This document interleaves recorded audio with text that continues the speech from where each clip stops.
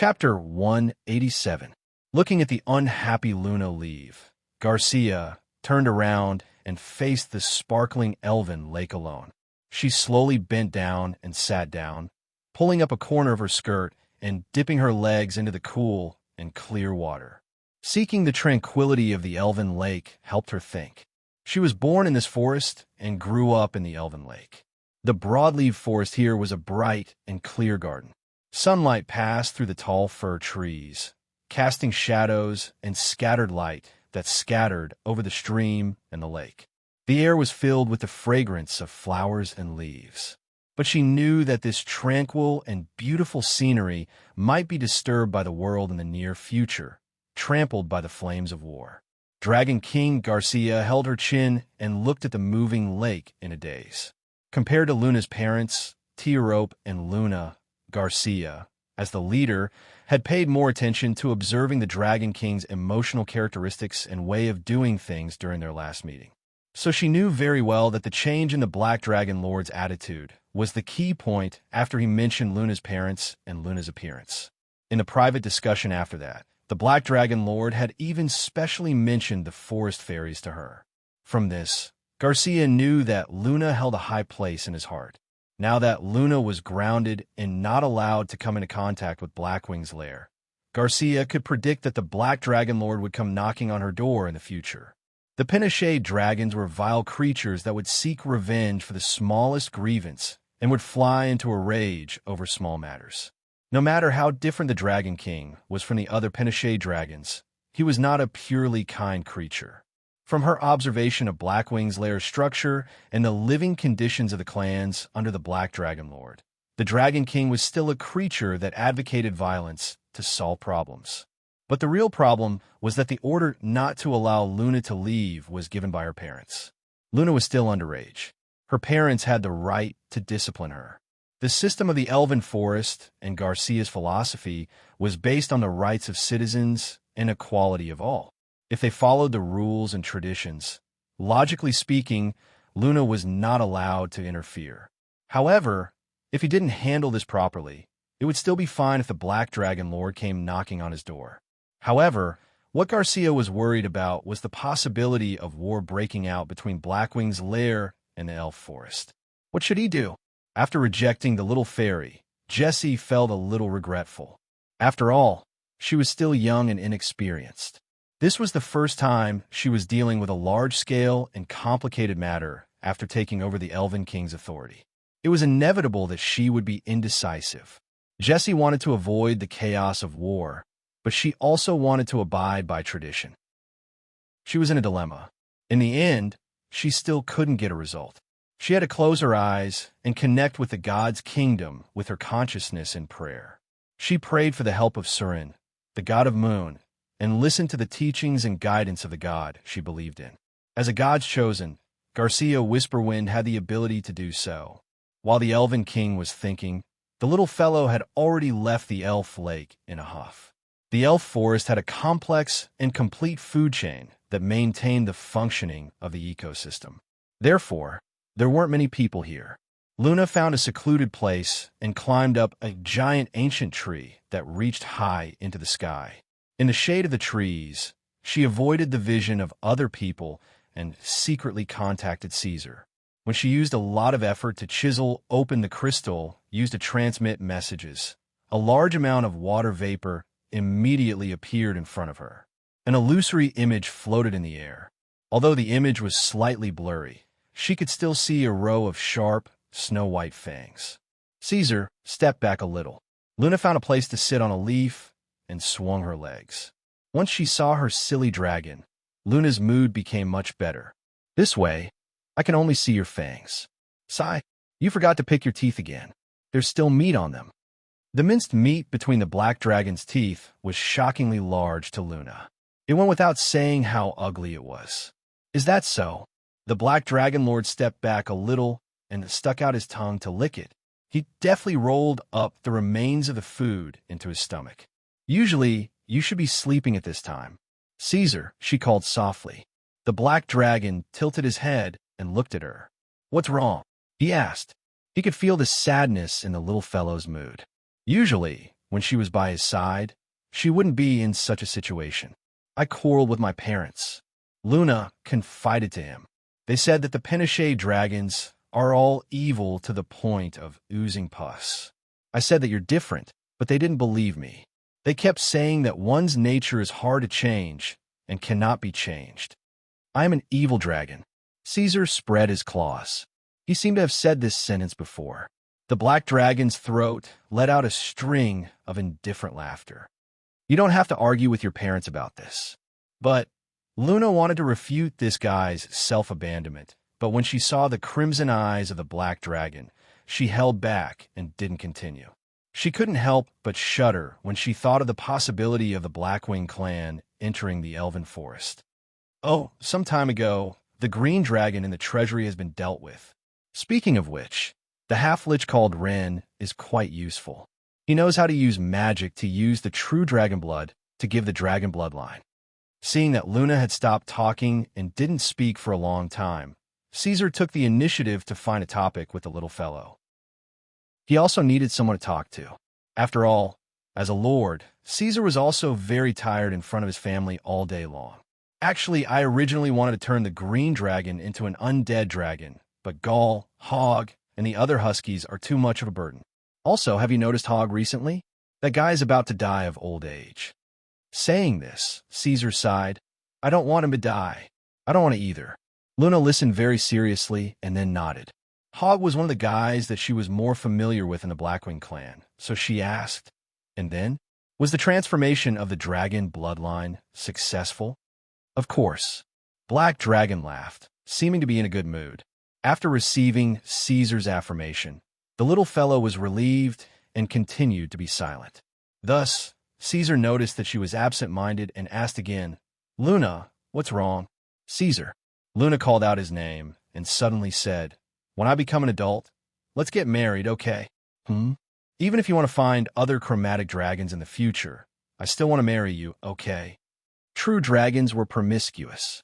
They would find different species to mate with in order to give birth to more dragon descendants.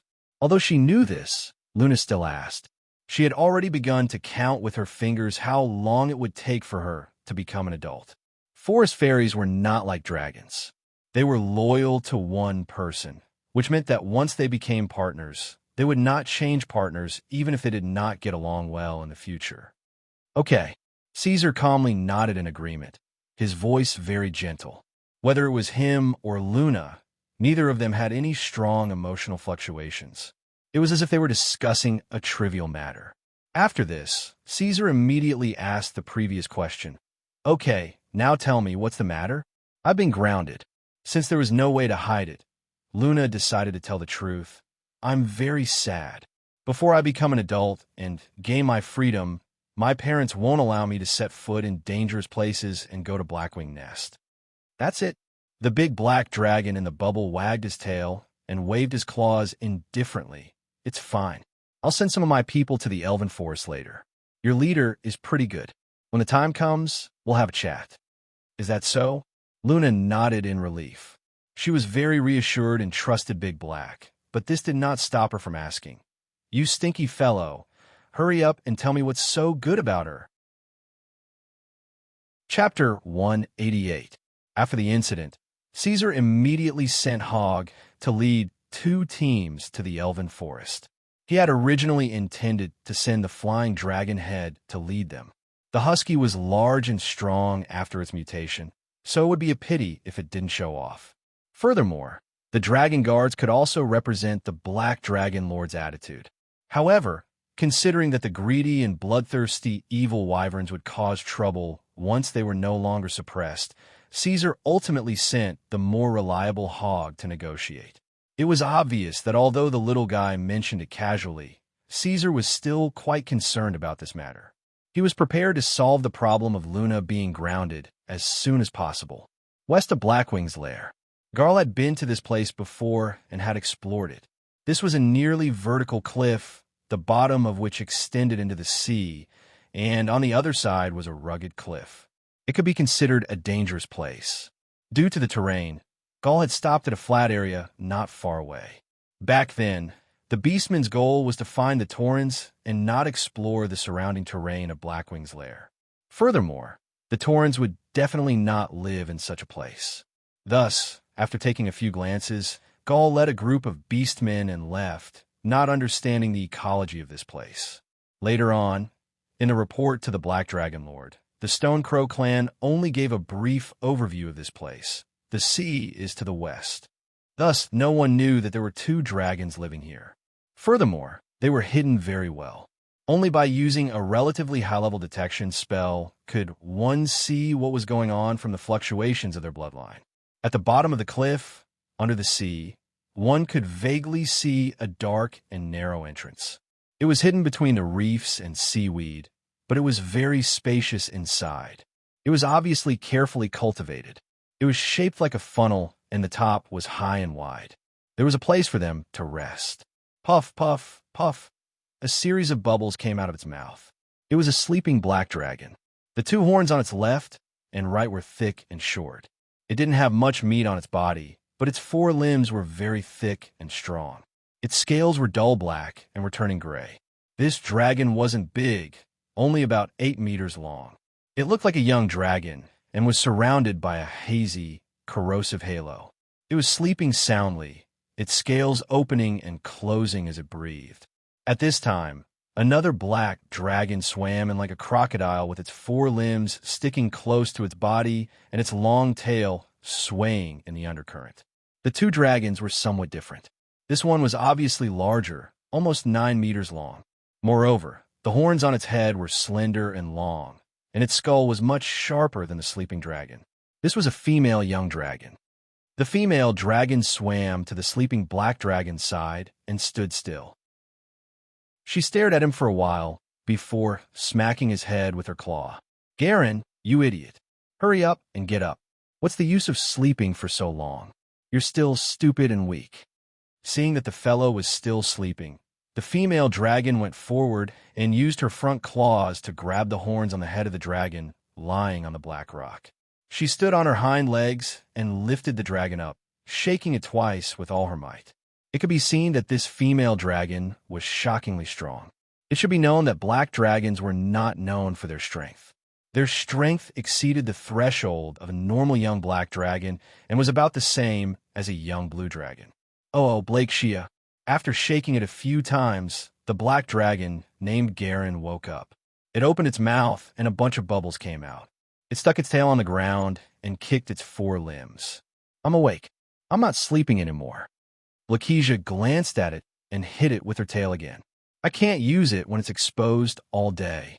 I'm annoyed just looking at it. Keep it." Garen, who was thrown to the ground again, gritted his teeth and obediently kept the thing into his reproductive cavity. Then he used his claws to scratch the ground. He had nowhere to vent his anger. "What?" Looking at him, Lakeisha sneered and opened her mouth to show her fangs. "You want to fight me again?" Ugh. Garen shook his head left and right. He did not want to torture himself anymore. He could not beat her at all. He had tried many times. "Pack your things. We're leaving this place," Lakeisha said in a commanding tone. The two young black dragons had just woken up from their slumber when they became young dragons. They had slept for almost 5 years. It was time to move.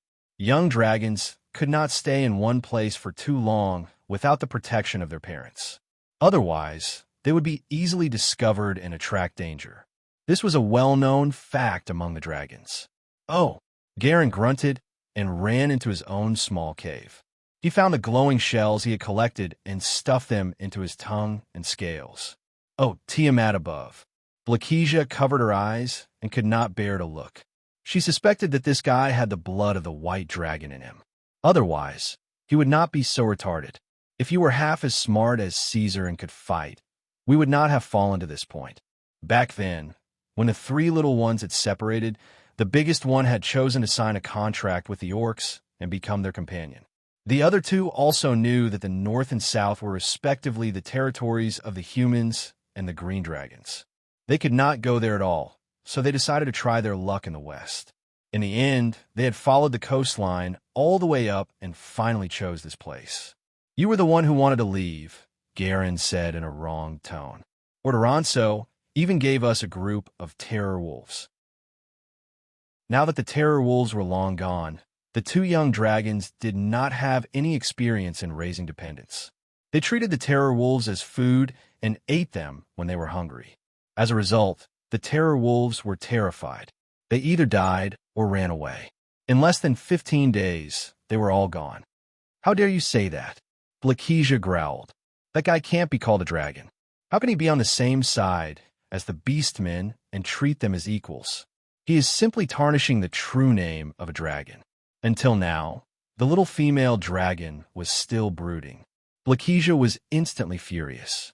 She pounced forward and overwhelmed the male black dragon with her size advantage. Her sharp claws scratched his face. To a dragon, this kind of injury was insignificant.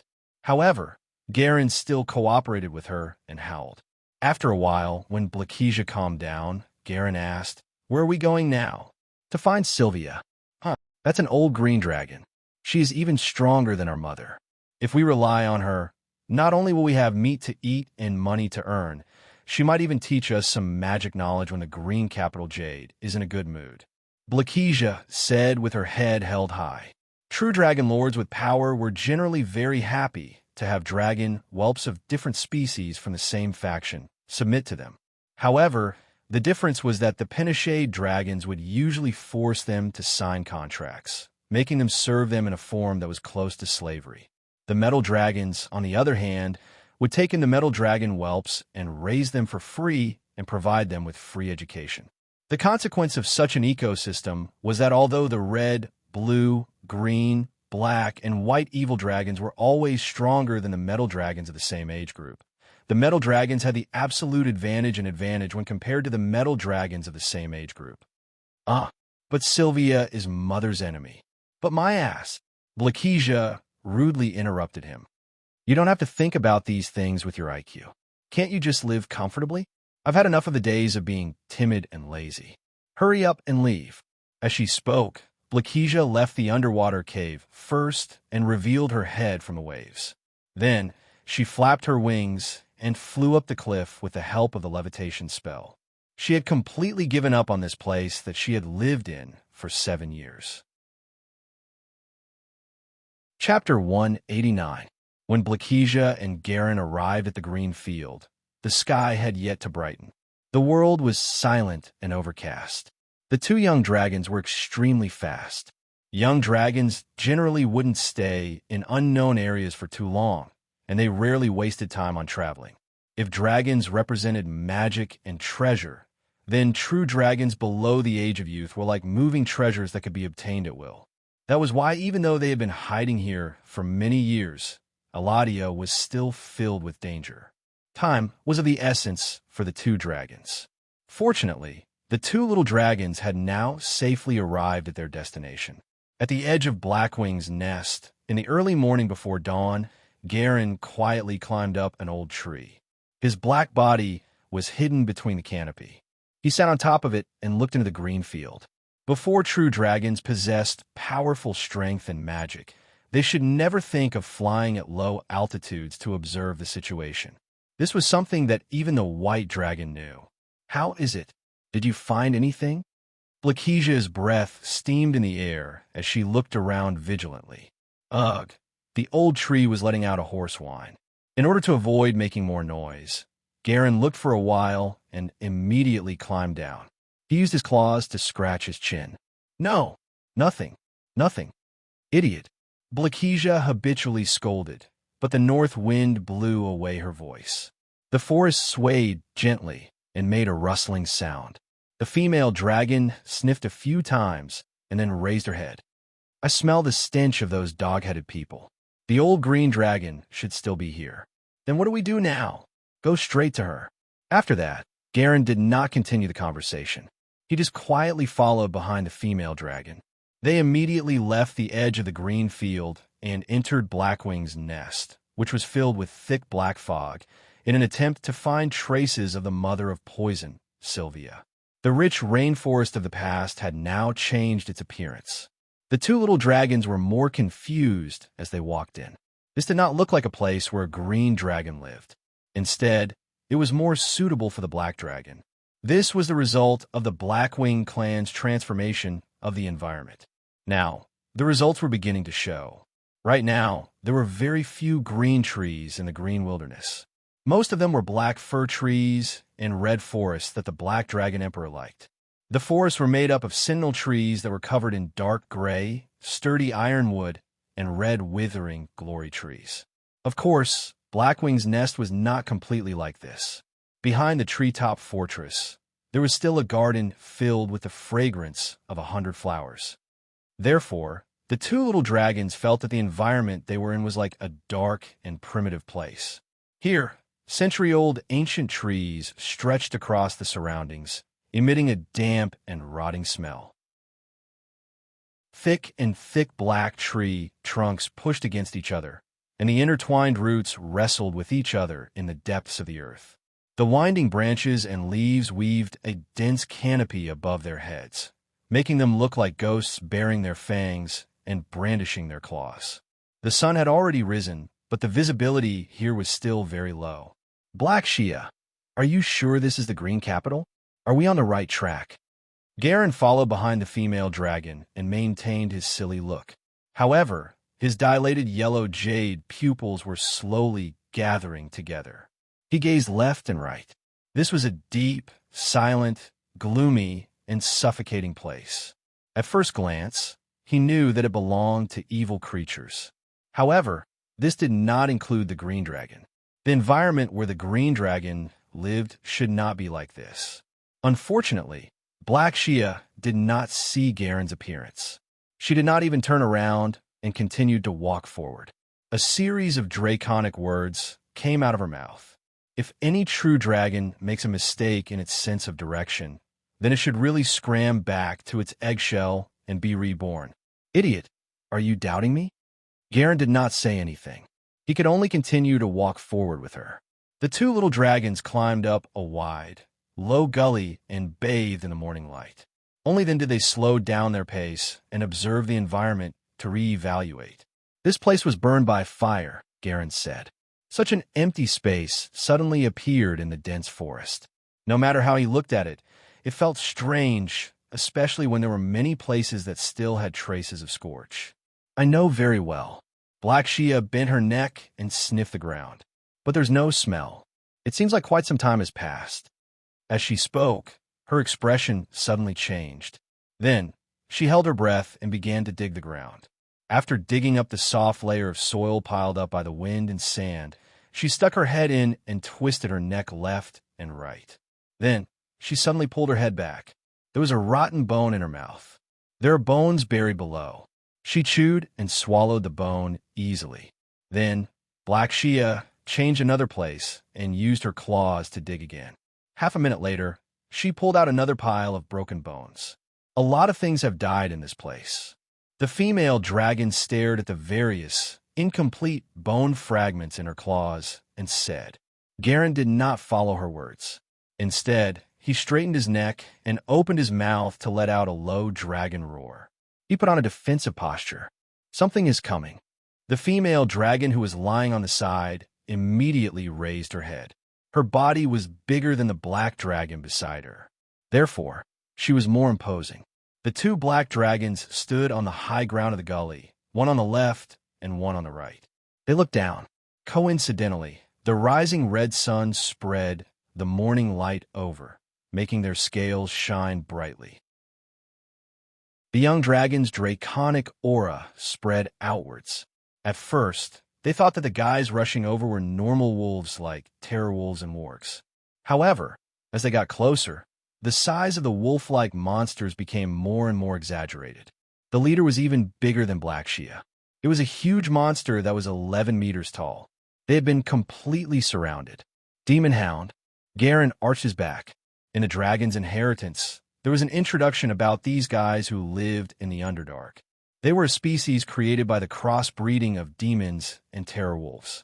Of course, in the eyes of the true dragons, although these guys were not common and had the purgatory bloodline, they were still lowly bastards. Dragon. The demon hound leader Nero tilted his head and looked. They had seen dragons before. The Calamity Dragon and the Green Dragon were powerful true dragons. However, It was Nero's first time seeing such a small one. After a few glances, the cold and silent demon hound leader immediately began to drool, dripping from his mouth full of fine fangs. He remembered that the true blood that the emperor had bestowed upon him seemed to have come from a dragon's body. However, although the demon hounds all had a boiling desire to devour due to their innate talent, they did not attack immediately. They had to be careful as they were about to be promoted to a special clan. They could not afford to make mistakes. Nero followed the rules of Blackwing's nest. He suppressed the roaring and fearless brethren and asked, "Dragon, what are you doing here?" As he spoke, his saliva dripped again. "These bastards!" Black Shia cursed silently. The demon hound's lack of respect for the true dragons made her angry. However, considering that this was Sylvia's territory and the other party had the advantage in numbers, she did not open her mouth and spit out a breath of acid. 2 streams of white air came out of her nose. The female dragon said in an unpleasant tone, "We have specially come to visit the Green Capital. We want to seek refuge with the powerful Green Capital. Lady Sylvia, please take us to your master." After sleeping for so long and not caring about the world, she did not even know that Sylvia had a new name. Chapter 190. Sylvia. Although Nero didn't understand the words Green Capital and Green Capital's Jade, he was very clear on what these words meant. That was his master's enemy. Now, his corpse had already been skinned and sold to the various countries in the northern lands. His true blood had been refined and given to the leaders of the Blackwing clan. He had a share of it too. The golden tentacles of the rising sun reached into the hazy white fog of the early morning. The place where they stood was a field of hills and valleys. Except for some short and scattered weeds, it was all bare brown flat ground. This place was exactly where the Green Capital Army and the Blackwing clan had fought. "What are you waiting for? Bring us there," Blakesia scolded. Even though they were surrounded by demon hounds, her tone was still condescending. This was not an exception. All true dragons were like this. They always had an innate sense of superiority. "Irene," Garen called her. His voice was low.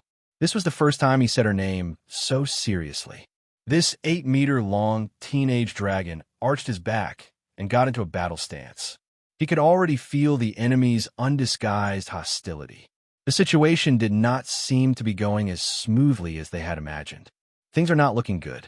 Blakesia was stunned for a moment and stopped talking. However, before she could look at her companions, she heard the demon hound leader's cold order. "Enemies, kill them." For a moment, terrifying howls were endless.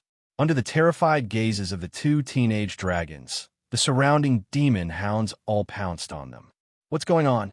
Blakesia's mouth surged with acid breath to defend herself. She was shocked and almost dizzy. Why did the other party treat them as enemies? Did this land not belong to Sylvia? The demon hounds surged forward. Blakesia released a fear spell and a touch of fatigue. Garen also used the draconic language to squeeze out a weakening spell. However, the 2 teenage dragons' magic did not have any effect. There were too many enemies, and they were all fearless and abnormally violent. The close-range battle soon arrived. 6 demon hounds were the first to break through the acid breath's defensive line and pounced on them. A normal demon hound was about 3 meters in size, which was not considered small. Moreover, it was extremely strong and ferocious. 4 of them immediately pounced on Garen, who was standing slightly in front of him. They wanted to jump onto the body of the young dragon, grab his wings, and tear them apart with their claws. At the same time, 2 demonic hounds were 1 step behind. They pounced at Blakesia, but the female dragon was stronger than expected. It was easy for her to fight against 2 demonic hounds.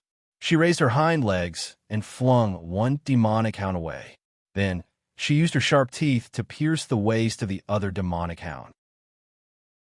But just as the 2 young dragons were entangled with the 6 demon hounds, the spell was affected and the acid breath was forced to stop. This caused even more demon hounds to break through the defensive line and charge up the gentle slope.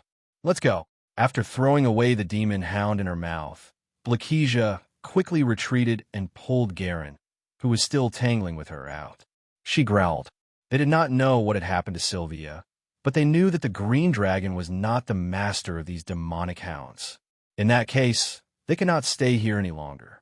While Blakesia flapped her wings, she cast a levitation spell on herself and prepared to escape from the battle. However, the sound of flapping wings was heard, but it did not come from the young black dragon. It came from above their heads. Shadows flashed past under the sunlight. There, the shadow manicore was waiting quietly. These fellows that were uglier than the shape-shifting monsters were grinning. They looked down with greedy and malicious eyes, sizing up Blakesia and Garen. In fact, ever since the so-called rescue team of the Elven Forest sneaked into the isolated area of the treetop fortress, although the Black Dragon Lord did not say anything, Hogg could not help but take action. He rearranged the distribution of the Blackwing clan, rationalizing the areas controlled by the clans and making them more strict. So, what the two young dragons did not know was that when they first entered the Blackwing lair, they were discovered by the Earth-Digging Worm clan and were notified to the leaders of the major clans. But considering the complicated terrain of the forest, it was not suitable for hunting. So, the clan leaders did not take action. They allowed the two young dragons to go deep into the open area before finally revealing their fangs. At this time, Blakesia also realized that they had fallen into an ambush and had to give up the idea of flying to escape. After all, as the Black Dragon, they had no advantage in the air. That was the battlefield of the Red Dragon and the Golden Dragon, while the Black Dragon's home ground was the swamps and lakes. We surrendered, demon hounds. Blakesia looked at the demon hounds and shadow manicore that were gathering. She raised her neck and said to Nero, who was supervising the battle not far away, "No matter who your master is, I believe that he will not reject two true dragons. Bring us to him." There was nothing wrong with this. The demon hounds and manicore were of the evil race.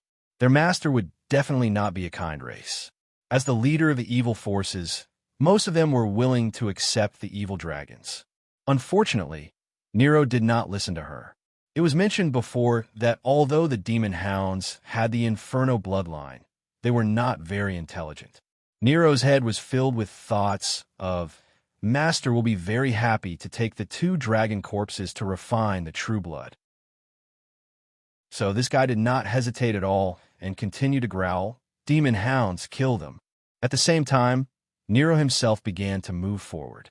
Although they were not very intelligent, as an underground clan, the demon hounds had powerful battle instincts. So, Nero did not move earlier because he was watching the true dragon's every move, afraid that the two dragons would fly away. If such a situation really happened, Nero could pull the young dragons down as soon as they took flight. One had to know that this monster could reach a height of 20 meters with a single leap. It definitely had the ability to do so. Now that the Shadow Manicore was here, he no longer had to worry and could personally join the hunt. "Roar, bastard, you have angered me." Upon hearing this, Blakesia was instantly enraged. She raised her neck and let out a high-pitched roar that did not match her body shape. "Feel the fury of the true dragon, Irene Blakesia Targaryen. Scum, go regret it in hell." Blakesia began to charge at the Demon Hound chief. She swore to make this bastard who dared to look down on the true dragon pay the price. In the end, she paid the price. She could not win. Nero wasn't an ordinary demonic hound to begin with.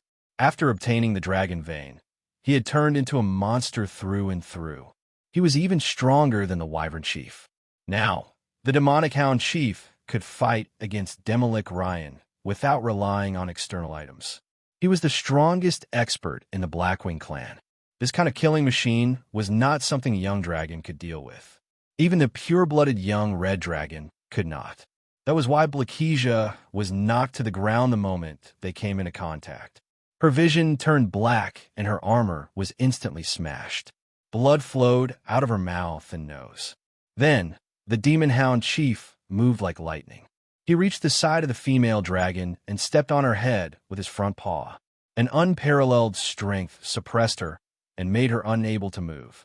The female dragon's skull made a slight squishing sound. "Roar!" Blakesia roared. She wanted to ask her companions for help. However, she realized that Garen was trying to escape. In the end, 7 demon hounds bit on his limbs, wings, and tail. He was also caught. He was about to die, yet he was still so embarrassing. Kill it. The demon hound chief ordered his people. At the same time, he looked for the female dragon's neck. He wanted to learn from his master and break the female dragon's neck. This guy's IQ was so low that he did not even realize that when Blakija roared earlier, she called out his name differently. Oh no! Blakija's heart palpitated. She struggled. She did not want to die.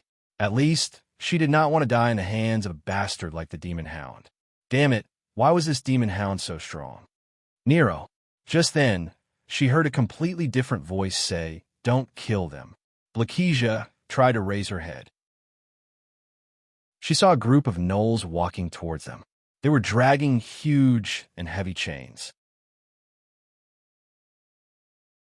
Chapter 191. Gnolls?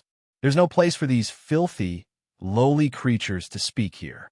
Such a thought popped up in Blakija's mind, but to her surprise, the devil hounds really stopped. Even the powerful monster that was suppressing her had withdrawn some of its power. Hog! She heard the monsters whisper, and as the gnolls gradually approached, a gnoll leader far ahead of the other gnolls came into view. The surrounding devil hounds were silent, and before the leader gave the order, they all made way for it, allowing it to come closer. What's going on? Why would the demon hounds show weakness to the gnolls? Nero. The voice with a different accent from before came closer and repeated, "Don't kill them." Okay. The demon hound chieftain answered straightforwardly, without any hesitation or question. He immediately removed his front claw from Blakija's throat. Although he was still pressing her to the ground, he had already moved her body to the side. Better alive than dead. Although Nero was very obedient, and Hog, as the general manager, did not need to explain to it, the gnoll leader still said, "Drag them back first, and let His Majesty decide what to do with them." The jackalans quickly got the hang of it. With the help of the demon hounds and the young black dragon's sorrowful wails, the jackalans pierced Blakija's shoulder blades with their sharp and huge iron hooks and pierced her wing bones with their chains. Of course, Garen did the same. The gnolls were born with these skills, and they used them again, just like how they dealt with the chimera and the giant eagle. The dark curtain manticore and the demon hounds dispersed after the matter was over. Hog kept the demon hound chief alone, willing to bring him along. The wolf pups dragged the 2 true dragons with chains into the depths of the green field, leaving behind a trail of blood on the ground. A legendary weapon. Only then did Blakija realize what the gnoll was holding in its hand. It was a short battle axe with an ancient design, and it was slightly rusty, but it was rippling with an obscure and heavy magical aura. The true dragon's ability to identify treasures was unparalleled in the world. Although it did not look impressive, it was a genuine legendary weapon. At this moment, Blakija even forgot that she was in a miserable situation of being captured and enslaved. She was very excited, and the dragon's greedy nature took over her mind. Blakija, who was surrounded by monsters and had already accepted her fate, struggled violently. She used an unknown strength to shake the chains all over her body, wanting to rush forward and take the treasure into her arms. However, the demon hound's sharp claws and the monsters of the Blackwing clan showed no mercy, using pain to wake the 2 black dragon up. Damn it! However, even though she was being tortured and taught a lesson, Blakija's eyes were still glowing as she stared at the treasure in Hog's hand. He actually gave such a treasure to the lowest jackallan. The gnolls and the hounds spoke in the common tongue, so Blakija knew that they were loyal to the same master. "Who is its master?" Blakija asked. She soon found out. As they moved forward, a huge and magnificent castle appeared in front of Blakija and Garen.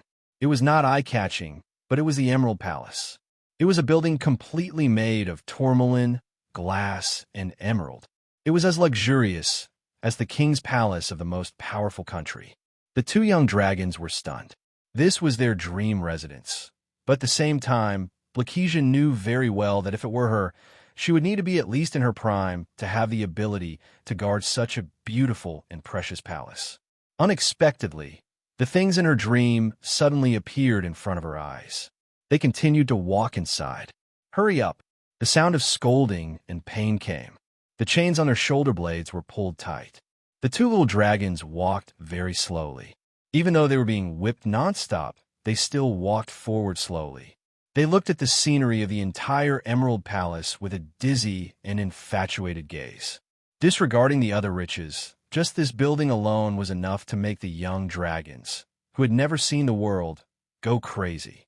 Finally, under the guidance of Anoles, they passed through a long and wide passage and arrived at the center of the Emerald Palace. "Your Majesty," Blakesia and Garen were still paying attention to the legendary treasure. When they saw the Knolls kneel, they looked away and looked up. What was that?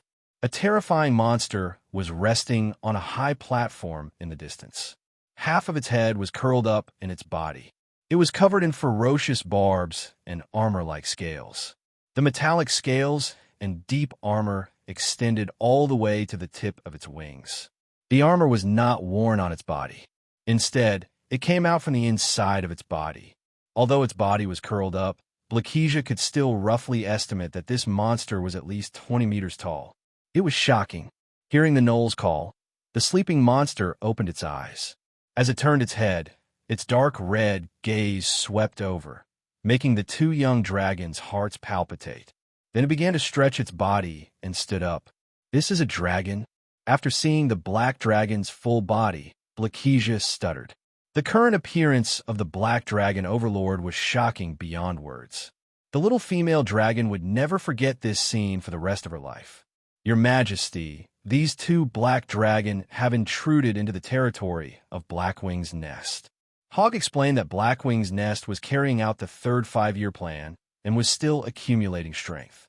Therefore, the Dragon Lord still prohibited the Blackwing clan from expanding outwards.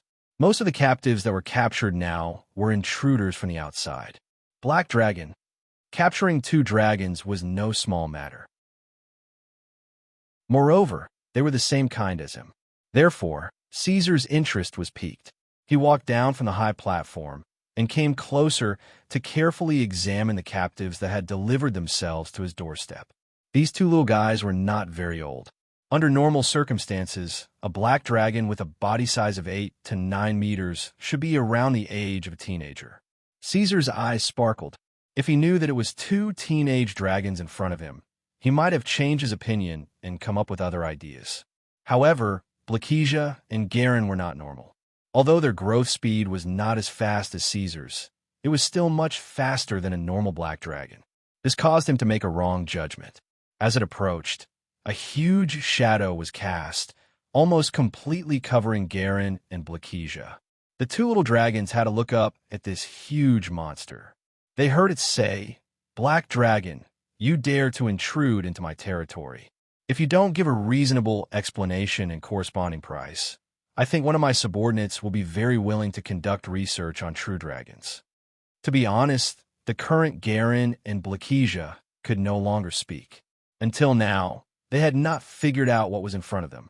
Was it a relatively rare true dragon, or was it some other terrifying monster? Under normal circumstances, such a situation should not occur when 3 children met.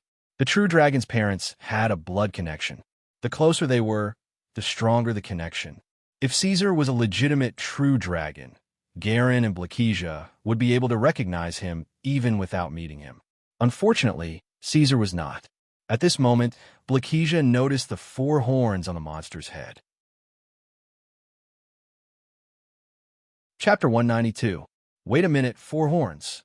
Blakesia's pupils shrank. She remembered clearly that her and Garen's brother, Caesar Orderonzo Tangerine, had the same strange horns. At that time, the first black dragon among the triplets had yet to show the distinct characteristics of a true dragon. Other than growing faster and stronger, the only thing that attracted attention was his 4 sharp and hard horns. The terrifying monster in front of them, now, had horns on its head that seemed to be an enlarged version of Caesar's. "Why aren't you talking?" At the same time, Caesar also noticed something strange. Logically speaking, A normal young black dragon would not be so stupid as to come to Blackwing's nest to die. Even the white dragon, which was almost a beast, knew how to avoid danger. These two, could they be, as he thought? Caesar raised his upper body and stood on his hind legs. His two claws, one on the left and one on the right, pinched the flesh on Garen's and Blakesia's backs respectively. He lifted them up and sized them up with his red eyes. Those two idiots were born slightly later than him, but they were still the same age. No matter what, they were still two young dragons. Under normal circumstances, their bodies should be maintained at about 6 meters. They shouldn't have grown to their current size, right? Whoa, the black dragon, whose bodies were 8 and 9 meters long, was lifted up like a puppy in front of Caesar. His forelimbs were flailing in the air, his wings were slightly open, and his tail was twisting wildly. Blakesia let out 2 whimpers and did not dare to speak directly. Instead, she gave Garen a look, preparing to let her silly brother take the risk first. Obviously, Garen had also noticed the ferocious horns on the head of the monster in front of him. He tried his best to raise his head and look up. After a while, he finally asked after some deliberation, "Orderonzo?" Caesar paused. It really was those two. Had they grown so big? He remembered that when the 3 dragons separated, these 2 idiots were only 3 or 4 meters tall. Now, their bodies had more than doubled, exceeding the size of a normal young black dragon. Caesar released them and put them back on the ground. Then, he took a few steps back and asked, "Why are you here?" Upon hearing that, Blakesia's eyes lit up. She did not expect him to really be Caesar, the elder brother whom she had parted ways with back then. This guy was actually doing so well. She immediately took 2 steps forward, closing the distance between them and Caesar. She ran up and hugged the black dragon lord's thick and heavy hind legs. "Caesar, we've been looking for you." The little female dragon drooled, and her eyes flashed. The image of the legendary weapon immediately appeared in her mind, and she wanted to take it for herself and swallow it into her stomach. At this time, Garen was the exact opposite. This little dragon seemed to be frightened, and his face had a dull and stupid expression. While Blakesia attracted the attention of the Blackwing clan monster, he quietly retreated a little. His pupils moved left and right at a very slow speed, observing the surroundings. Don't think that everything would be fine just because you recognize your parents. Among the evil and ruthless Pinochet dragons, there were many cases of parents who had once lived with them turning their backs on them. Among them, the stronger ones would even use the cruelest and most ruthless methods to enslave their own brethren. This was very common among the Pinochet dragons. Therefore, even if the other party was really Orderonzo, it would not be of any use. Before the giant dragon in front of them made his stance clear, they were still in a very dangerous situation. "Is that so?" Upon hearing Blakesia's words, Caesar let out a series of laughter from his throat. However, with an irresistible force, he pulled away the little female dragon who was hugging his hind legs and making eyes at him. Caesar, who had lived with Blakesia for 7 years, was very clear about her temperament. His attitude was neither unfamiliar nor familiar. After greeting her, he ordered the silent clan leader beside him, "Hog, prepare some food and bring it up." The sudden visit of these 2 idiots had awakened some of Caesar's childhood memories. He still had feelings for his companions when he was weak, especially Garen. Caesar was still willing to be kind to this younger brother of his. Garen had always been obedient. He listened to everything Caesar said. Even when he had to leave later on due to differences in values, he still hesitated for a period of time. Moreover, he still called him brother. Caesar still remembered that. As for Blakesia, in any case, they were still compatriots who had lived together for several years. No matter what, he still had to treat them to a meal. As for how he would deal with them next, it would depend on how these 2 fellows behaved. Soon, the huge hall was filled with exquisite food.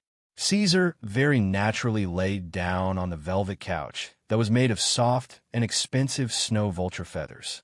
These feathers were imported from the south through trade with the various countries in the northern lands. They were not hot by themselves and had a cooling effect at the same time. They could adjust the temperature to a comfortable level and were good stuff that the nobles in the northern lands would scramble for. There were millions of races in Iradia. In terms of enjoyment, there was probably no one who could compare to the humans. However, the two little dragons did not receive such good treatment. Due to their sudden arrival, Caesar did not prepare a seat for them. However, as greedy and lazy true dragons, they did not care about such things. As long as there was good food to eat, it was enough. The Emerald Palace was filled with the fragrance of fresh fruits and roasted meat. Blackwing's lair did not produce fruits. These fresh delicacies came from the various countries in the northern lands and were transported through Kaki's channel. However, recently, the situation in the Lion Kingdom was unstable and slightly turbulent. Caesar had also ordered the shape-shifting monsters to restrain themselves. At the same time, he wanted to open up the channel to the Elven Forest and open up trade with the Kinder races. He wanted to construct fruits and food, mine for Mithril, and so on. The roasted meat that was served was not the meat of the Mammon lizard or other livestock. It was the Baimise horn beef that Caesar loved as usual. Now, the Baimise horn beef in the Mang Wilderness was the personal property of the Black Dragon Lord. No one was allowed to steal it. Therefore, under the situation where only the Black Dragon Lord was provided, the 3 herds of Baimise horn beef in the Mang Wilderness could barely maintain a balance. The battle lizard men walked up in a row, carrying a large oak barrel filled with wine. Ever since he entered the green field and built Blackwing's lair, Caesar's life had not changed much. However, his quality in eating had greatly improved. He ate and drank to make up for his lack of eating rotten meat and soil when he was young and to make up for it mentally. When they were in their original form, most of the true dragons did not care about eating etiquette. Therefore, when Caesar gestured for them to do as they pleased and took a bunch of grapes to eat, the 2 little dragons immediately attacked him without holding back. However, what the Black Dragon Lord did not take into account was that a normal black dragon's lifestyle was different from his. In fact, Blakesia and Garen did not like these. They were passionate about scavenging. In other words, before they ate, they would always use a slight acidic breath to corrode the food, wasting Caesar's good intentions. It was a pity that the beef was roasted until it was fragrant and oily. Chapter 193. Caesar was happy to talk during the meal and reminisced about the past with Garen. Occasionally, he would chat with Blakesia. When the meal was over, he asked them about their future plans in a serious tone. Of course we'll stay and help you. Blakesia was inexplicably excited and said straightforwardly. The tail behind the little female dragon swayed. You're in charge of such a big place and command so many clan armies. There will definitely be an endless stream of bad breeds coveting your treasures in the future. How can you do without 2 helpers? You don't have a title yet, right? Let's discuss and choose one. In the future, we can help you guard the borders, expand your territory, and conquer everywhere. We can even fight all the way to the countries in the north, just like when we were young. The little female dragon had really grown up. She was actually fooling her brother, who had suppressed her intelligence back then. These are all free of charge. Blakesia jumped up and down, waving her claws to show that. Then she smiled at Caesar. You just need to give a little bit of your treasures to your poor sister. It's just a tiny bit. The little female dragon rubbed her head on the gilded floor of the Emerald Palace. Just like what you gave to that knoll. Caesar laughed wildly. A series of laughter with unknown meaning startled the group of flying dragons who were resting outside the Emerald Palace. They cried out in surprise and bowed respectfully. After laughing, the Black Dragon Lord did not comment and ignored her. Instead, he bent down slightly and asked Garen, "What do you think?" This scene was just like back then. Garen was stunned for a moment.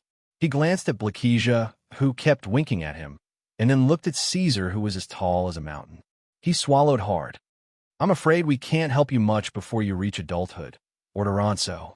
He understood what Blakesia meant, but still said, if you don't need me, I'll leave. This was very normal for dragons, and there was nothing embarrassing about it. Even their common mother, Nestoria, would expel her own children when she felt threatened. It would not be surprising if the great black dragon chased them away, and it would be reasonable. Roar! Blakesia let out a suppressed growl. She really did not know what this idiot was thinking. She had already tried her best to persuade him to stay, but when this idiot opened his mouth, she only felt endless anger and dissatisfaction surging in her heart. If it was not for the fact that the powerful Black Dragon Lord was present, she would have probably rushed up to tear this guy's face apart. All right, you idiot. However, when Garen said that, Caesar wanted this guy to stay. He still had some feelings for this stupid brother of his. He nodded at Garen and looked at Blakesia, who was grinding her teeth in anticipation. He warned her in a serious tone, "You can stay, but you have to follow the rules of the Blackwing's nest. You have to do everything I say." Yes, yes, the little female dragon immediately nodded excitedly. Flying dragons. Caesar shouted. When the two flying dragon squires appeared outside the hall, he said, "Go and get the demi-lich Ryan." Caesar was still Caesar after all. He would not let some emotional factors affect his rational judgment. Other than his subjective wishes, there were of course other reasons why he wanted these two little dragons to stay. Blakesia's words actually made some sense. These two guys were true dragons, and based on the current situation, they were not as simple as pure black dragon. There were probably other powerful Pinochet dragon bloodlines flowing in their bodies. This allowed them to develop faster than other black dragon, and their strength was much stronger than normal young dragons. Although in Caesar's eyes, these two little guys were still very weak. As time passed, they would gradually become stronger, and sooner or later, they would become indispensable help. However, they needed to be nurtured and guided properly. If it was just Garen alone, Caesar would not hesitate and would be more than happy to accept him into the Blackwing's nest. The reason why Caesar's attitude was wavering was because of Blakesia. After being together for so many years, the Black Dragon Lord understood this little female dragon's nature very well. Blakesia's personality was not as simple as being arrogant, willful, and domineering. She really wanted to be the leader and had been trying to challenge Caesar's position since she was young. Now that he observed, after becoming a teenager, Blakesia's nature did not change. Instead, it became more and more intense, and she became more and more scheming. Caesar hated this deeply. He was not even willing to let Blakesia stay by his side. If he could, he wanted Garen to stay and let Blakesia pack up and leave. However, he could see that Garen seemed to miss this female dragon. Otherwise, with the little female dragon's arrogant, domineering, and fawning personality, even a good-tempered true dragon would not be able to stand it and stay with her, let alone the evil black dragon. Caesar would not believe that there were no special feelings between them. Garen obviously liked Blakesia and wanted to mate with her. All right, then they would all stay, but not in the Blackwing's nest. Caesar found a good place for them. A moment ago, he had even chosen a specialized person for them to be responsible for teaching Blakesia strictly. The reason why he had called the Demilich Ryan, who had previously performed meritorious deeds, was that he wanted this fellow, who was passionate about necromancy, to broaden his horizons. Theron Gobi. It was a long stretch. Although Ryan Shamir had passed by this place before, he could still feel how harsh the environment was when he revisited it. He was a Demilich and had not transformed into a pure energy body, so he was still affected by the scorching heat. He, the Black Dragon Lord, and two weak little dragons had left the Blackwing's nest the day before. They braved the scorching sun and passed through the wilderness that had been reduced to a breeding ground. They flew over the Mostel Canyon guarded by flying apes and arrived at this place. Since then, the weather had become hotter and the surroundings had become quieter. Ryan did not know where the Black Dragon Lord wanted to take him. Could it be that he wanted to find a secluded place and kill these two little dragons to create an undead spirit dragon? That was possible, but there was no need to go so far, right? The surroundings became more and more spacious. In the distance, there was a rugged and steep hill of withered rocks. They walked along this path, and the terrain gradually became flat. The flat wilderness extended endlessly until the end of the horizon. "Where are you taking us? Why don't we fly?" Blakesia followed behind the huge black dragon, her heart full of complaints and resentment. Caesar is torturing us on purpose. She had guessed correctly, but unfortunately, she did not dare to tell the Black Dragon Lord. The Mostel Canyon was in the north, and the path led to the southwest. They only arrived at their destination at night. It was an isolated, dead city, half hidden in the yellow sand, like a dark yellow giant that bore the burden of sand and storms. Caesar was the first to step into the dead city. Chapter 194.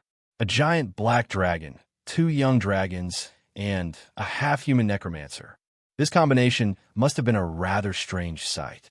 Garen followed the Black Dragon Lord into the desolate city of the dead. He did not speak along the way, but he noticed that the gloomy necromancer kept looking at him and Blakesia with a strange expression on his face. He seemed to be troubled. This detail put Garen at ease. It seemed that the necromancer did not know where they were going. Ordoronso probably had no ill intentions and did not want to turn Blakesia and Garen into undead dragons. Yes, after meeting the half-lich Ryan, Garen had been worried about this matter.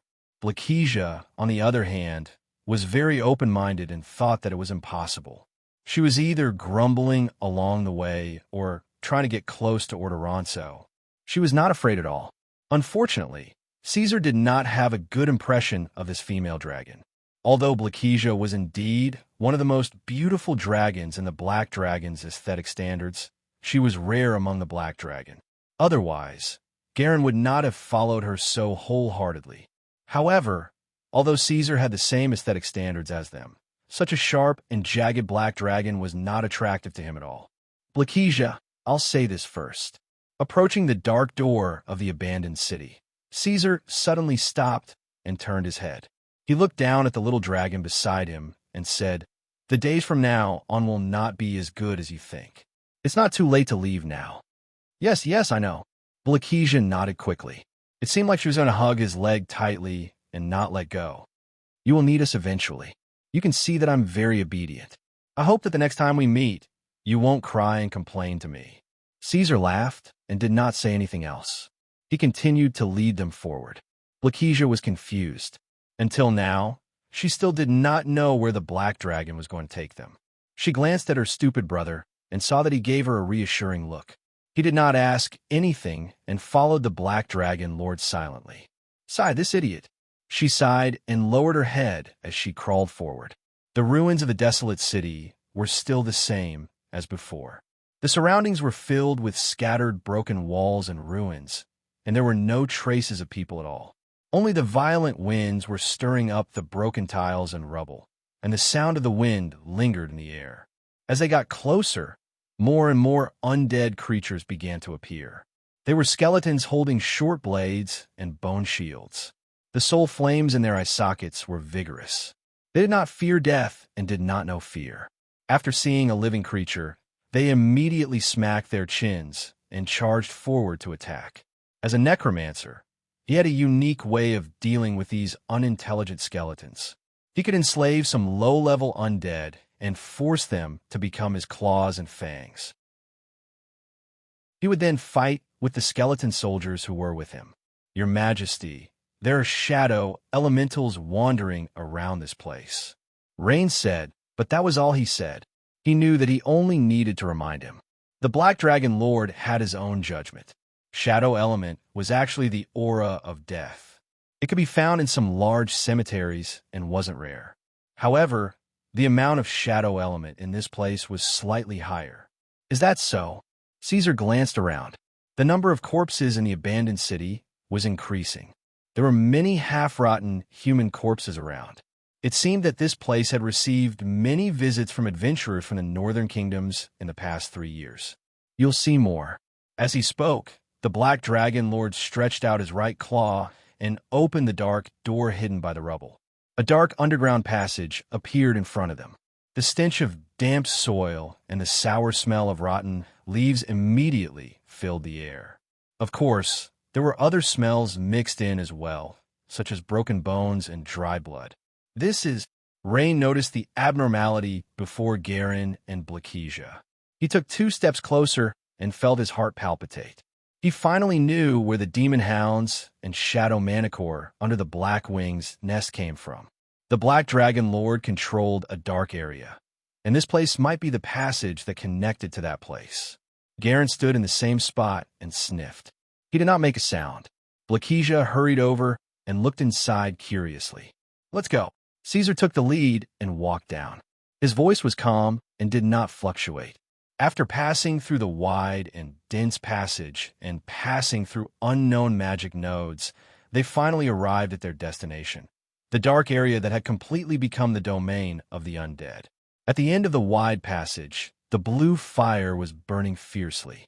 The skeleton dragon and the Black Knight were already waiting there. Blakesia's body stiffened. This place was not as warm as the world above. The chill and darkness were like shadows. However, the mother dragon did not tremble because of this. In fact, the black dragon was very suitable for this environment. What really made her panic was the terrifying skeleton dragon. To dragons, this was the scariest thing. Even the silly Garen widened his eyes. "Father."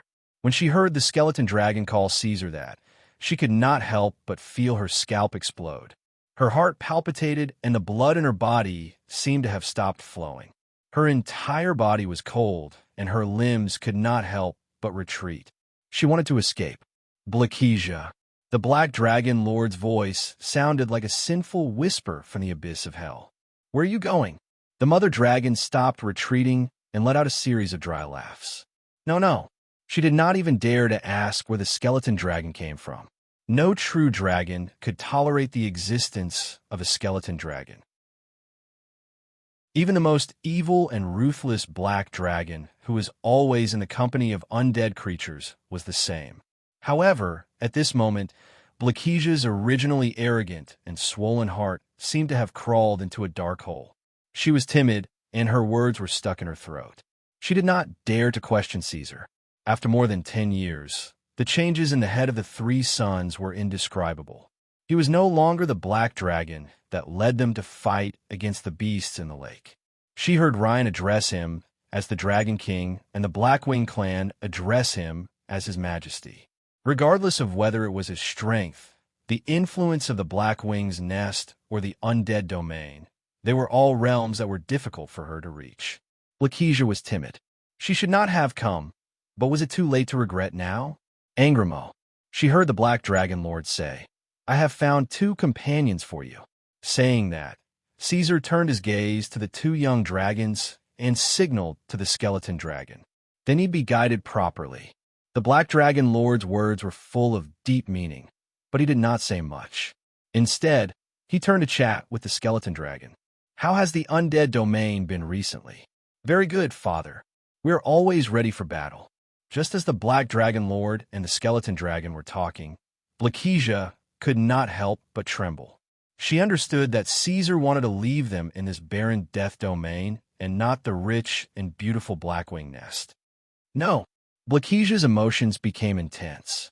She cried out and rushed forward to hug Caesar's sharp metal scales, interrupting his conversation with the skeleton dragon. "Caesar, you can't leave us here. Let us stay with the dead dragon. I will go crazy." No. Just let us stay in Blackwing Nest or anywhere else. I will listen to you, but don't torture me like this. This is a skeleton dragon." The little female dragon kept begging. Chapter 195. Caesar stopped talking and turned around to look at her. He did not expect Blakesia to react so strongly to the skeletal dragon. It was no wonder that Hogg had tried his best to remind him not to create more undead dragons. Caesar finally understood why when he saw Blakesia and Garen's expressions. The Black Dragon Lord was deep in thought and did not respond. However, Blakesia's actions and tone had obviously angered Angrimo. As an undead, it hated all living things, especially dragons.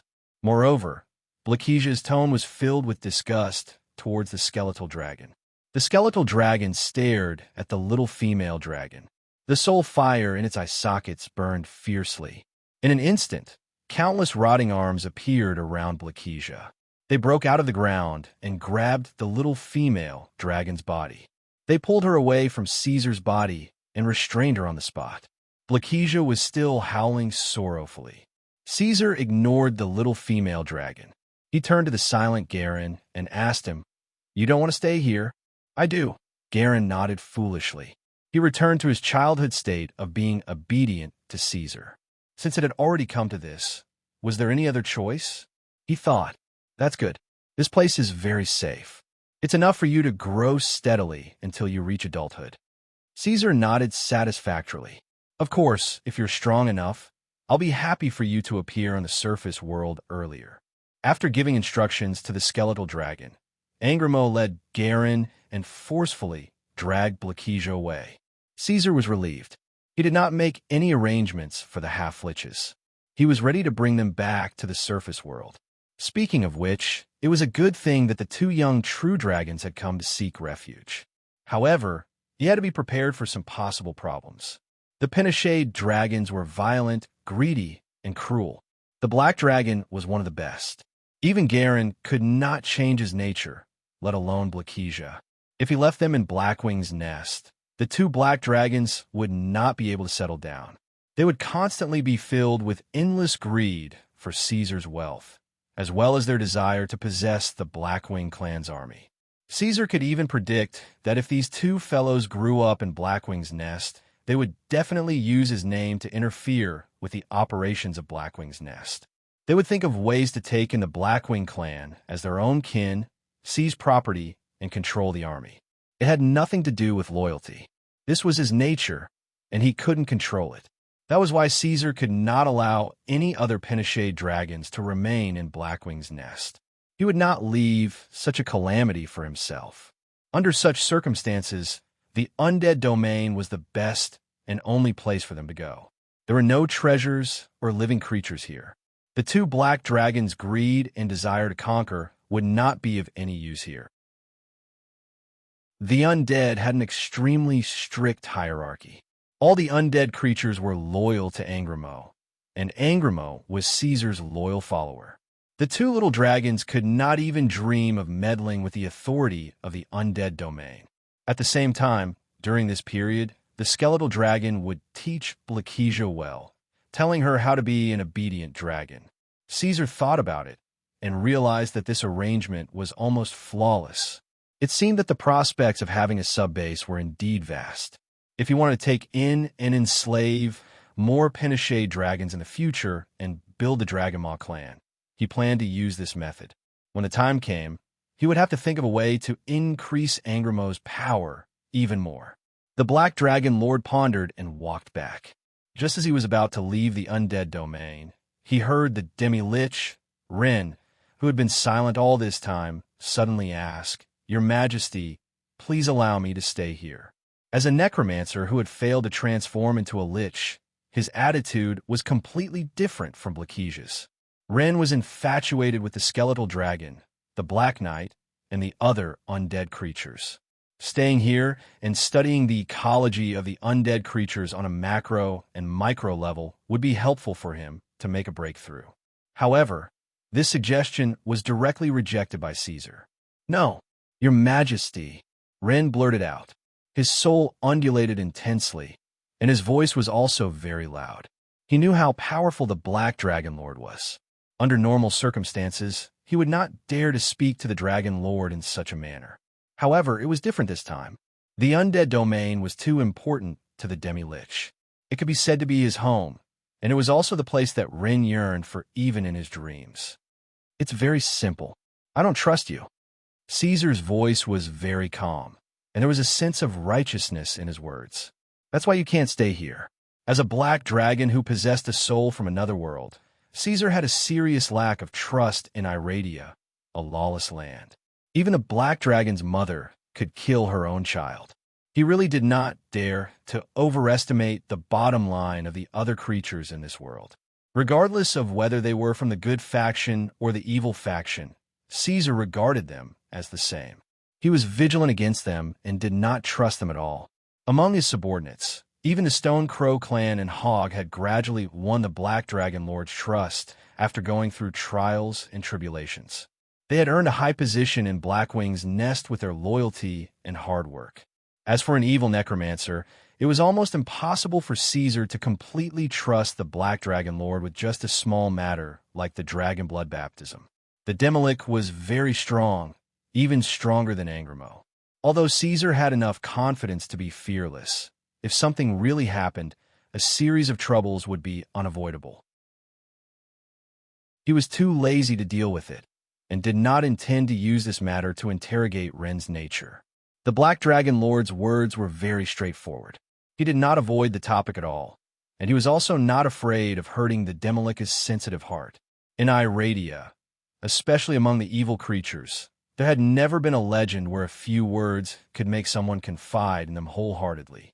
Between them, it was a dark opera filled with scheming, and not an illusory epic filled with romantic feelings. I understand. Ren nodded, and half of his face squeezed out a smile. He understood the White Dragon King's intentions and quickly thought it through.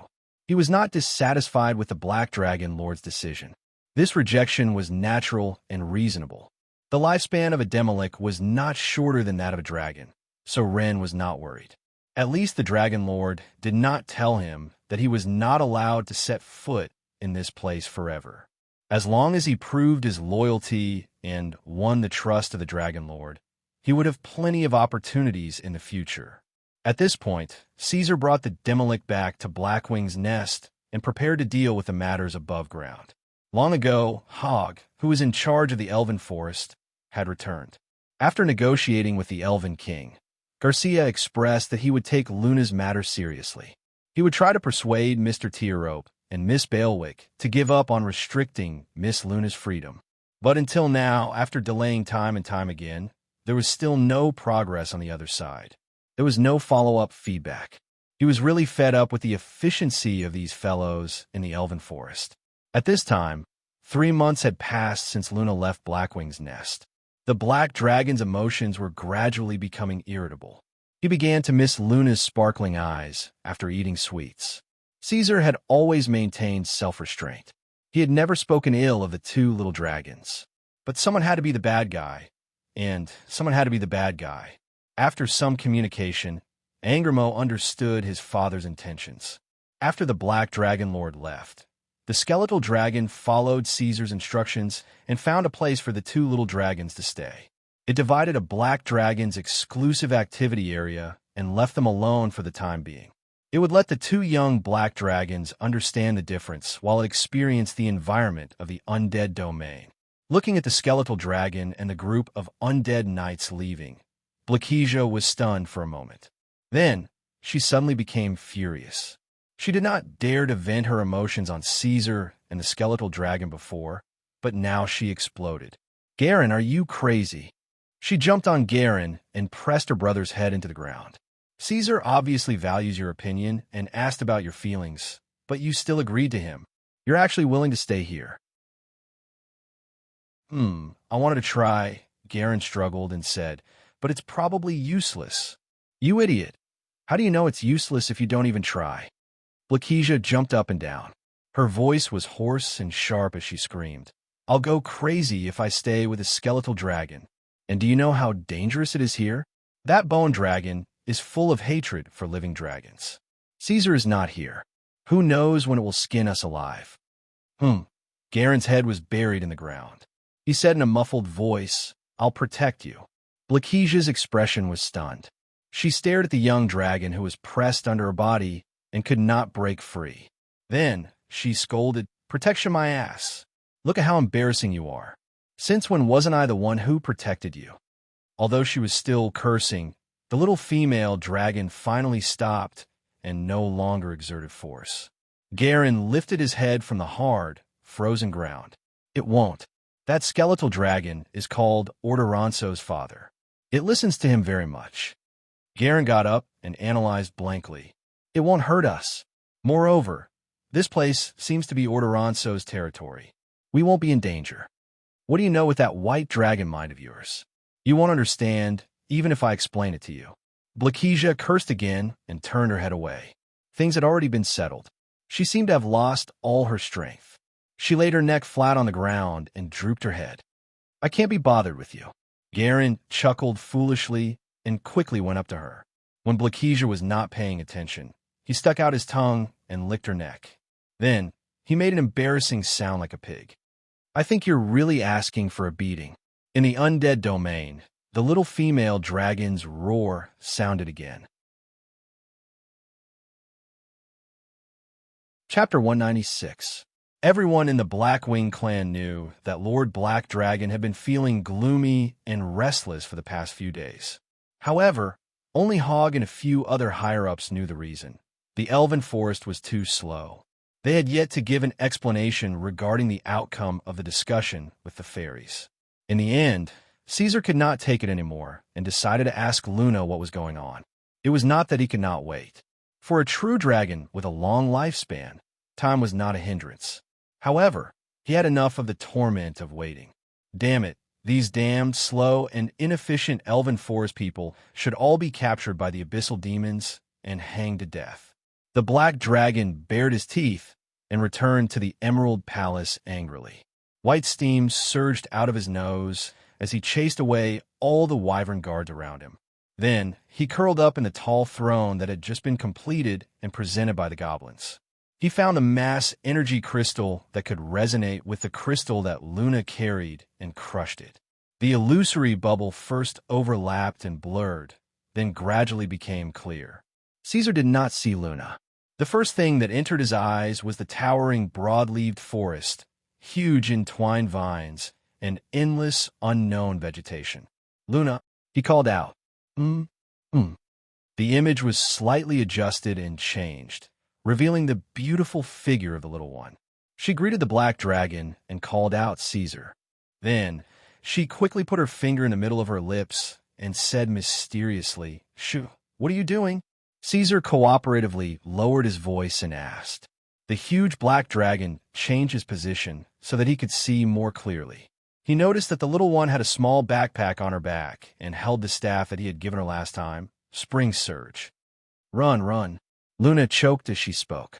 At the same time, she flapped her wings and quickly flew through the broadleaf forest. She even deliberately took a detour to avoid the cold spring that was often inhabited by people. She was very fast. "Run? Where are you going?" "To your place. My parents never allowed me to leave the Elven Forest, so I snuck out by myself," Luna replied. Caesar's expression turned sour. A month ago, Garcia had promised to persuade Luna's parents, but the little one's situation didn't change at all. Was it because the Elven Forest was too slow, or did they not take it to heart and did not do it at all? "Caesar, I miss you very much," the little fellow continued, pulling him back from his thoughts. "Really?" In front of Luna, Black Dragon couldn't do anything, so Caesar put the matter aside for the time being. He grinned and said, "Then I'll just watch you run away. Leave home." Luna's expression was a little confused, but she quickly threw it to the back of her mind. When he was with her, Caesar would often say words that didn't exist in Iradia. The little one was already used to it. If this was important, the Black Dragon would explain further. The Elven Forest was Luna's home. Her mother always said that she already knew how to run around in the forest before she even learned how to fly. Luna obviously didn't remember if she had run around in the Elven Forest before she learned how to fly, but her familiarity with the forest was unquestionable. To an outsider, the Elven Forest was a vast maze of rolling hills, lush giant trees, twisted vines, and all kinds of flowers and plants. In the ancient parts of the forest, countless branches slanted in all directions, blocking the path ahead. It was easy for people to feel that they did not know where they were. The previous Elven King, who was also Emperor Yufeng's mother, once said, "For thousands of years, we have built the forest into Iradia's constantly growing otherworldly plain, difficult to find and isolated from the rest of the world." Even Caesar couldn't help but feel dizzy looking at such an environment. It was rare for the little one to be so quiet. She wasn't excitedly chatting with the Black Dragon, but was instead focused on passing through the lush sea of flowers, weaving in and out of the illusory forest. Luna knew all these things like the back of her hand. The complicated environment couldn't stump her. The reason why she was so careful wasn't because she was trying to determine the direction, but because she was worried about being discovered. This was the first time she had sneaked out like this. In the past, Luna would never have thought that she would go against her parents' wishes, so she couldn't help but feel nervous and her heart beat faster. Ever since the evil tribe had infiltrated the depths of the elven forest, Garcia had increased the security. There were many tribe members monitoring and guarding the border. The best way to leave quietly was to set off from the camphor forest, stay close to the ground, pass through the beautiful Yanan Sea of flowers, and go around the rubber trees that were used as the guards' resting point. Then, one could reach the border and leave the elven forest. Now, Luna had already completed half of it. After you come out, go straight to the mountain range I sent you to last time. There are Blackwing clan members there. Let them send you back. Caesar told her, watching Luna walk around the forest with interest and relish. His emotions gradually calmed down. In fact, the reason why Black Dragon was always so irritable was also related to Iradia's lack of entertainment. It was quite interesting to face a bunch of greedy and evil subordinates all day long, but in the long run, no one would be in a good mood. I know, Luna nodded, her little face full of seriousness. She wasn't fooling around, but really wanted to sneak out and leave. Now, she was about to succeed. Very quickly, she once again swept past a newly born rainforest, swinging back and forth between the tangled vines with ease. Unexpectedly, she suddenly heard a voice, causing her to tremble in fright. Fine beads of sweat immediately appeared on her fair forehead. Caesar couldn't help but perk up and pay close attention. Emperor Yufeng said to stay alert, a strong voice said. The little fellow was leaning against a big tree, and the voice came from the other side. Recently, we have been in contact with Blackwing Nest. I'm afraid it won't be too peaceful. Isn't it that so-called Dragon King? A clear voice replied. Luna could tell that it was the voice of the Taya elf. It should be the elf ranger who was patrolling the forest. Why do we have to pay attention to it? It's just a black dragon. If it really dares to come, we will stab its butt with sharp swords and arrows. Luna floated in the air, quietly flying forward. She didn't want to eavesdrop on other people's chatter. She just wanted to leave the elven forest as soon as possible and return to Caesar's side. However, she was still discovered. The elven forest patrolling troops had enough military training. They were not lacking in vigilance. So when the two creatures stopped talking, they immediately noticed the slight movements of the fairies. What's that? A low shout sounded, and the elf ranger quickly approached. In addition, there was a huge bear beast with a flourishing gray mane beside him. Oh, phew! Luna subconsciously exclaimed. She threw away her disguise and began to quickly escape. Unfortunately, the forest fairies were not fast. Even with the support of the fountain staff, they could not compare to the patrolling guards. Caesar slowly stood up from the throne and stared at the scene in the bubble. In fact, the elven forest was full of people of the good faction, so the patrolling guards would not do anything to the fairies. At most, they would ask a few questions and let her go home. However, Luna had snuck out and was very nervous. When she saw people, she felt even more guilty and immediately ran away. Such a move made the patrolling guards subconsciously feel that something was wrong. Catch her! A shout louder than the one before rang out. Everything that happened next happened so quickly. It seemed that in an instant, the world in front of the bubble spun, and countless blurry images flashed by amidst the little fellow's cries. When it stopped again, there was only a clump of green grass in front of him. Caesar heard the little fellow's soft pleading and the patrolling guard's stern questioning, but the voice was getting fainter and fainter. Luna. Caesar called her name. When he found that there was no sound, he asked again, "Where is she?" Luna? The surroundings were silent. No one answered. Chapter 197. In an instant, all the clan monsters living in Blackwing's lair felt their hair stand on end.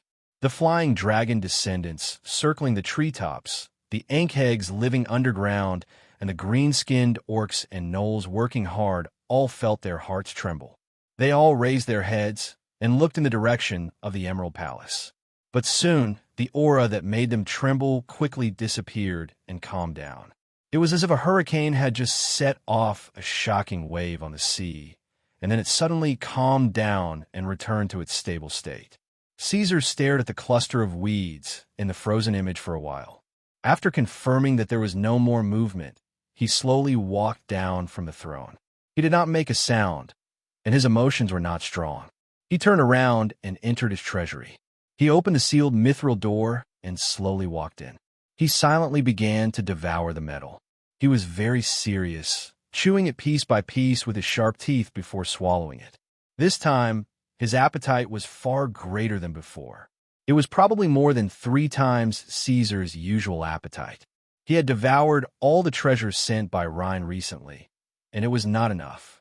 The black dragon had also devoured a large amount of the remaining stock of the green dragon's treasury. After a long time, Caesar finally stopped. His digestive system had limited capacity and was now completely saturated. It was difficult for him to stuff more things. There was still a large pile of metal waiting to be converted. Only then did the black dragon step out of the Emerald Palace. He spread his huge wings and flew out of Blackwing's lair. Garcia walked out of the tree palace with the royal guards and ended the meaningless meeting. Her face was expressionless, and she did not show any emotion. But the guards who were familiar with the Elven King knew that Queen Yufeng paid attention to etiquette and had excellent manners. She would not lose her composure at any time. Her expressionless face was enough to show her dissatisfaction. Even so, Garcia still forced a smile as he watched the elderly guardian elders leave. 30 days. Ever since the emissary of Blackwing's lair came to visit and negotiate, she and the guardian elders had been discussing and negotiating for 30 days about the problem raised by the Knoll. But until now, this matter had not come to a conclusion. The long-lived species had a very slow concept of time. Any ordinary proposal could make them ponder over it for several days. The Elven Forest wasn't Kaja's territory. Although this young Elven King had many supporters, they weren't that powerful. Therefore, Kaja's decisions and orders would be restricted by the Guardian Elders to a large extent. When Garcia proposed to send Miss Luna to Blackwing's nest, the elders of the conservative faction immediately objected. They unanimously expressed that they had to stick to their bottom line and requested that the Elven Forest be sealed off like before and that they no longer have any dealings with the Black Dragon. 80% of the elders were from the conservative faction. Most of them were old antiques who had lived for 800 years or even 1,000 years. They abided by etiquette and tradition. Garcia could only fight a long, drawn-out battle with them all by himself. The elders were adamant that they would not succumb to evil no matter what. Although sending away a forest fairy would not have much of an impact on the Elven Forest, once a precedent was set and the seeds of evil were planted, the rift would only grow bigger and bigger. This way, the system of the Elven Forest would fall apart, and everything that their ancestors had done would go to waste. The Guardians would never allow such a thing to happen. They did not consider politics or interests, nor were they afraid of war. They only wanted to stick to their bottom line. To be honest, Kaja had thought the same from the beginning. However, after Luna came to express her intentions and request for help, the Elven King changed her attitude.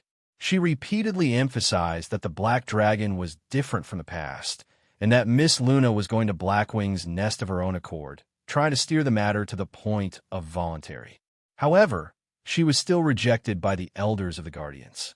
Your Majesty, I think you might not know what kind of existence the Black Dragon of the Penachet Dragons is. The elder, who is over 1,000 years old and had experienced 2 Elven Kings, spoke to her earnestly. This elderly Taya elf picked up a thick book and brushed away the dust on it. Please allow me to explain it to you. He read, "The Black Dragon is a synonym for extreme evil. It is also the true dragon with the worst temperament. It loves dirty, muddy ponds and filthy swamps, and its entire body emits the stench of rotting corpses. It feeds on fishes, mollusks, and other aquatic animals. The Black Dragon's intelligence is slightly inferior to the Blue Dragon and the Green Dragon, but is the most treacherous and cruel of dragons. It also habitually uses ambushes when it attacks. They are not strong, but they are masters of schemes and trickery." Introduction from the Iradia records of 10,000 races. The elder paused and looked at Kasia meaningfully before adding, There is also a note added by the later generations. Merely conversing with the black dragon may cause a creature to lose its way and walk towards destruction. Kasia was speechless. Her mother was the one in charge of compiling this book. She could not refute it. Perhaps these elders' views would only change when they met the black dragon. Furthermore, according to our understanding, Miss Luna of the Forest Fairies is only 22 years old. She is far from being an adult and is at a stage where it is difficult to distinguish right from wrong. The elder looked at the young elven king. It is difficult for you to determine whether she has been bewitched by the black dragon. It is also difficult for us to believe that this is not the black dragon's scheme. It is the beginning of its plan to disintegrate the elven forest from the inside. Sigh. After the council members had all left, Kasia stared at the empty tree stump round table and sighed softly. She held her forehead with her right hand and fell in a deep thought. The moon god Serene had expressed that he would not interfere with the internal operations of the elven forest, while the elders and Luna's parents were firmly against it. On the other hand, Blackwing's lair was constantly pressuring and urging. How should this matter be resolved? However, before she could sort out her thoughts, someone interrupted her. Two elven spell casters hurriedly presented themselves. Your Majesty, our sentries stationed in Blackwing's lair have discovered that the Dragon King has left his lair and is rapidly approaching the elven forest. The warlock's eyes along the way have detected a strong energy reaction from his body. It seems that there is something wrong with his emotions. Strong energy reaction? Kasia's expression turned serious. Is it a magic fluctuation? No, it is another type of energy, the wizard replied. Time is of the essence. We are unable to identify and analyze it for the time being. Inform the forest patrol to be on alert. Let the guardians be prepared as well. Kasia said, even she had the highest degree of caution against an evil black dragon. The elven king began to walk toward the border area.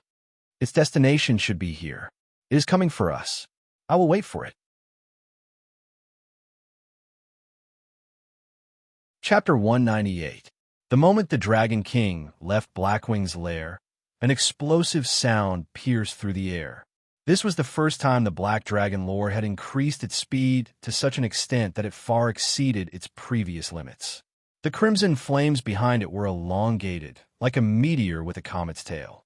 As the distance closed, a low growl came from Caesar's dragon throat. The ferocious black dragon arrived quickly. It tore through the clouds and descended from the sky, reaching the elven forest. It landed on the ground with an unprecedented explosion, sending rocks and debris flying everywhere. Amidst the smoke and dust, the pair of dark red vertical eyes shone brightly. A shock wave spread out like a shadow in the next moment, sweeping in all directions. The boundless surrounding trees were all suppressed to the point that they could not straighten their backs. The ground cracked under its feet, and flames burned. The hurricane revealed a corner of the guards. Garcia and her troops were already waiting there. They used a spell to resist the wind pressure and looked up at the huge black dragon that had suddenly appeared. Hello, Dragon Lord. Garcia smiled and said, Welcome. We will give our warmest welcome to our friends. She did not finish her sentence. If it was an enemy, they could also give him swords and arrows. Caesar lowered its ferocious head, keeping a distance between them, and asked, Where is Luna? As he spoke, the Black Dragon Lord's powerful dimensional pressure poured out. As a Taya elf who followed etiquette, Garcia was slightly dissatisfied with the Black Dragon's rude question, but she did not show it. Instead, she replied gently, Miss Luna is fine. She is with her parents. Her words were cut off. Caesar opened his wings slightly, looked up, and took a deep breath, then exhaled. Nah, where is she? Bright and terrifying lightning pierced through the sky, striking deep into the elven forest like a river of stars. The terrifying roar pierced through the clouds and cracked rocks, and the hurricane messed up Garcia's hair. The expressions of the Elven King's followers changed drastically. Only Kasia remained calm. She opened her mouth slightly, and was about to say something. However, at this moment, a few forest guards walked up and quietly explained to Emperor Yufeng. Sorry. After hearing this, Garcia thought for a moment and said honestly to the Black Dragon Lord, Miss Luna is free. She is not under my control, but now she has been summoned. The elders of the Guardians have something to ask her. The Black Dragon did not speak. Red light flashed in his vertical eyes, and he began to crawl forward.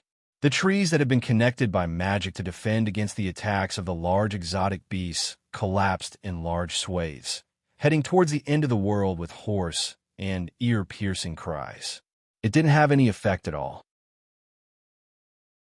The enormous black dragon, with an exaggerated appearance and body length of over 20 meters, was gradually approaching.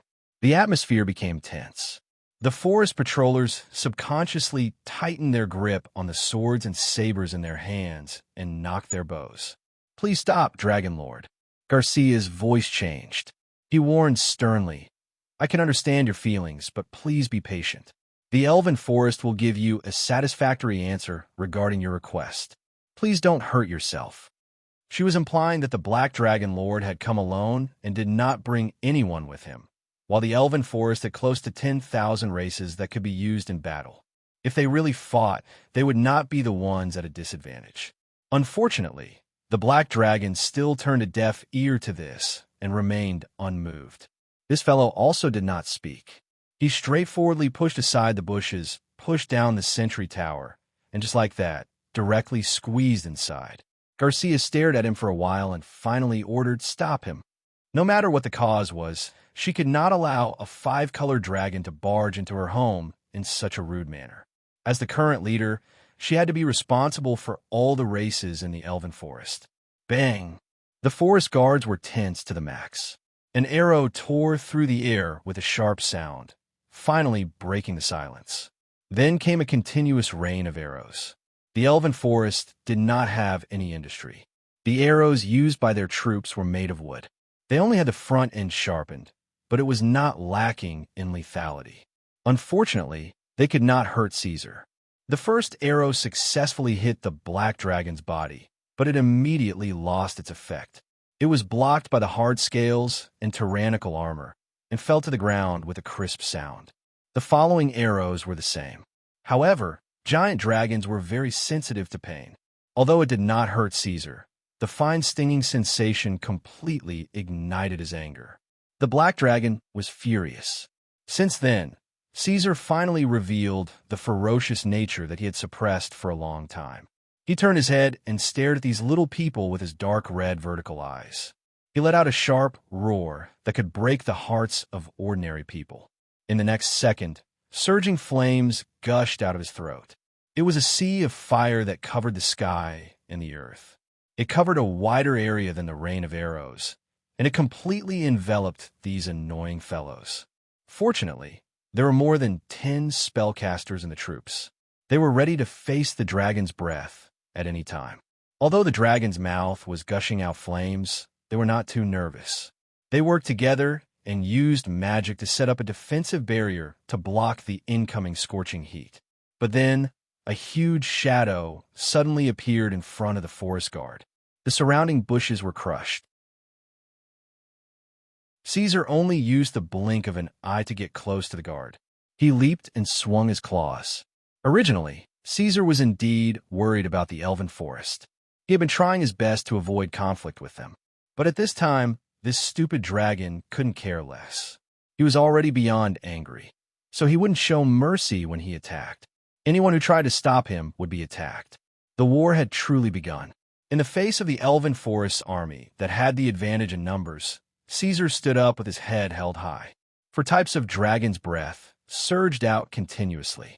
It should be known that 20 meters long and 20 meters tall were not the same concept.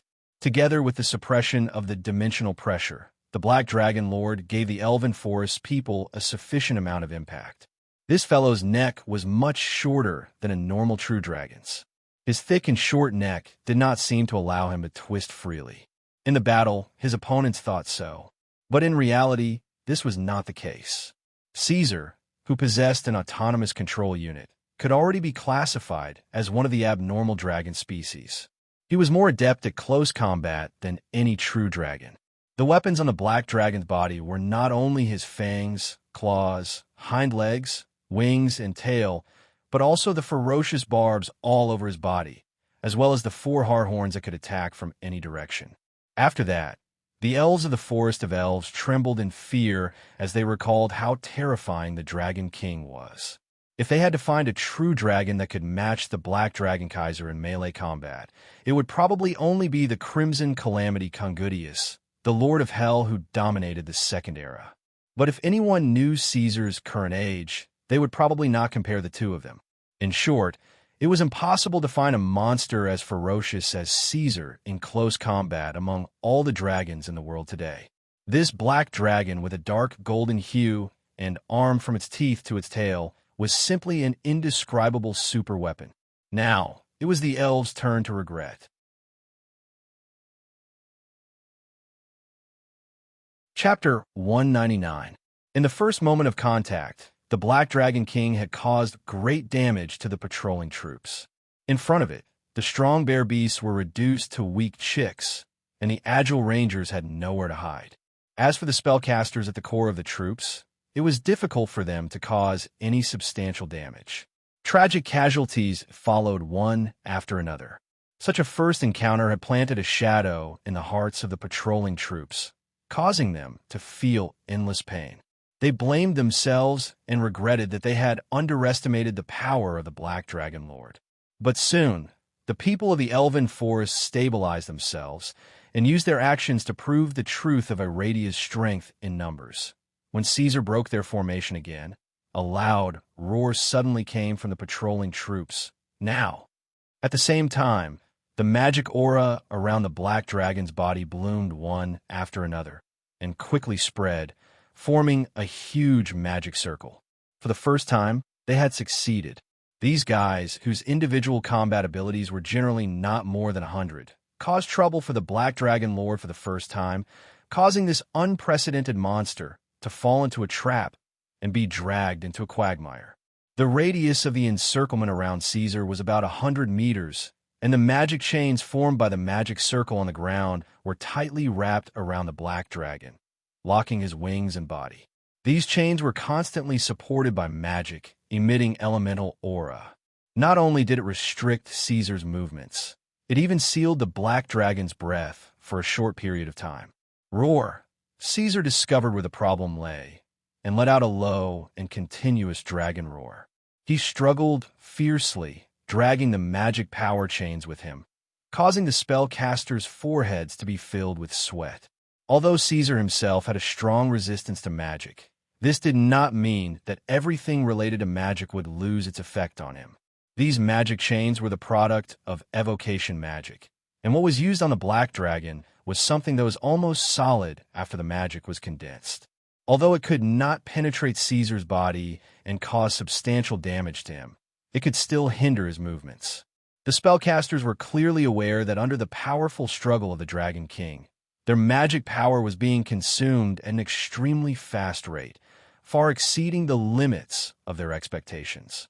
Trapping such a powerful monster for a long time would overload the large magic formation, and they would be drained of energy. At this rate, the terrifying Black Dragon would only need 2 minutes to break free. Once it escaped, even the most optimistic of soldiers would know that they were about to meet their doom after witnessing the power of the Dragon King. Therefore, whether it was the chimeras, giant eagles, unicorns, or the Taya elves, rangers, and chastised hunters, they were all doing their best to deal damage to it during this period of time. Therefore, the attacks almost immediately landed on the Black Dragon Lord. The spells and enchanted weapons were very layered and attacked the Black Dragon Lord in order. With such a huge target and stuck in a quagmire, it was almost impossible for such an attack to miss. However, not long after, they realized in despair that this would not work at all. The spellcasters thought that their offensive spells were powerful, but in front of the Black Dragon, they were like insignificant little flames that would be extinguished with a wave of its hand. In terms of close combat, its skin was harder than steel, its claws and teeth were useless, and it was difficult for swords to hurt it. Even if the beasts and rangers tried their best, they could not make this monster bleed. It was necessary for the higher-ups and elders of the Guardians to work together to deal with it. The people of the good faction realized this. Under Kasia's signal, people quickly left the battlefield and began to call for reinforcements and spread the news. As time passed, more and more elven elves were approaching this place. This meant that Caesar was about to face more enemies. Even so, Caesar still did not use his command ability. He used his physical strength to break free from these chains. In fact, it was a waste to use physical strength to fight against spells. However, there was no other way.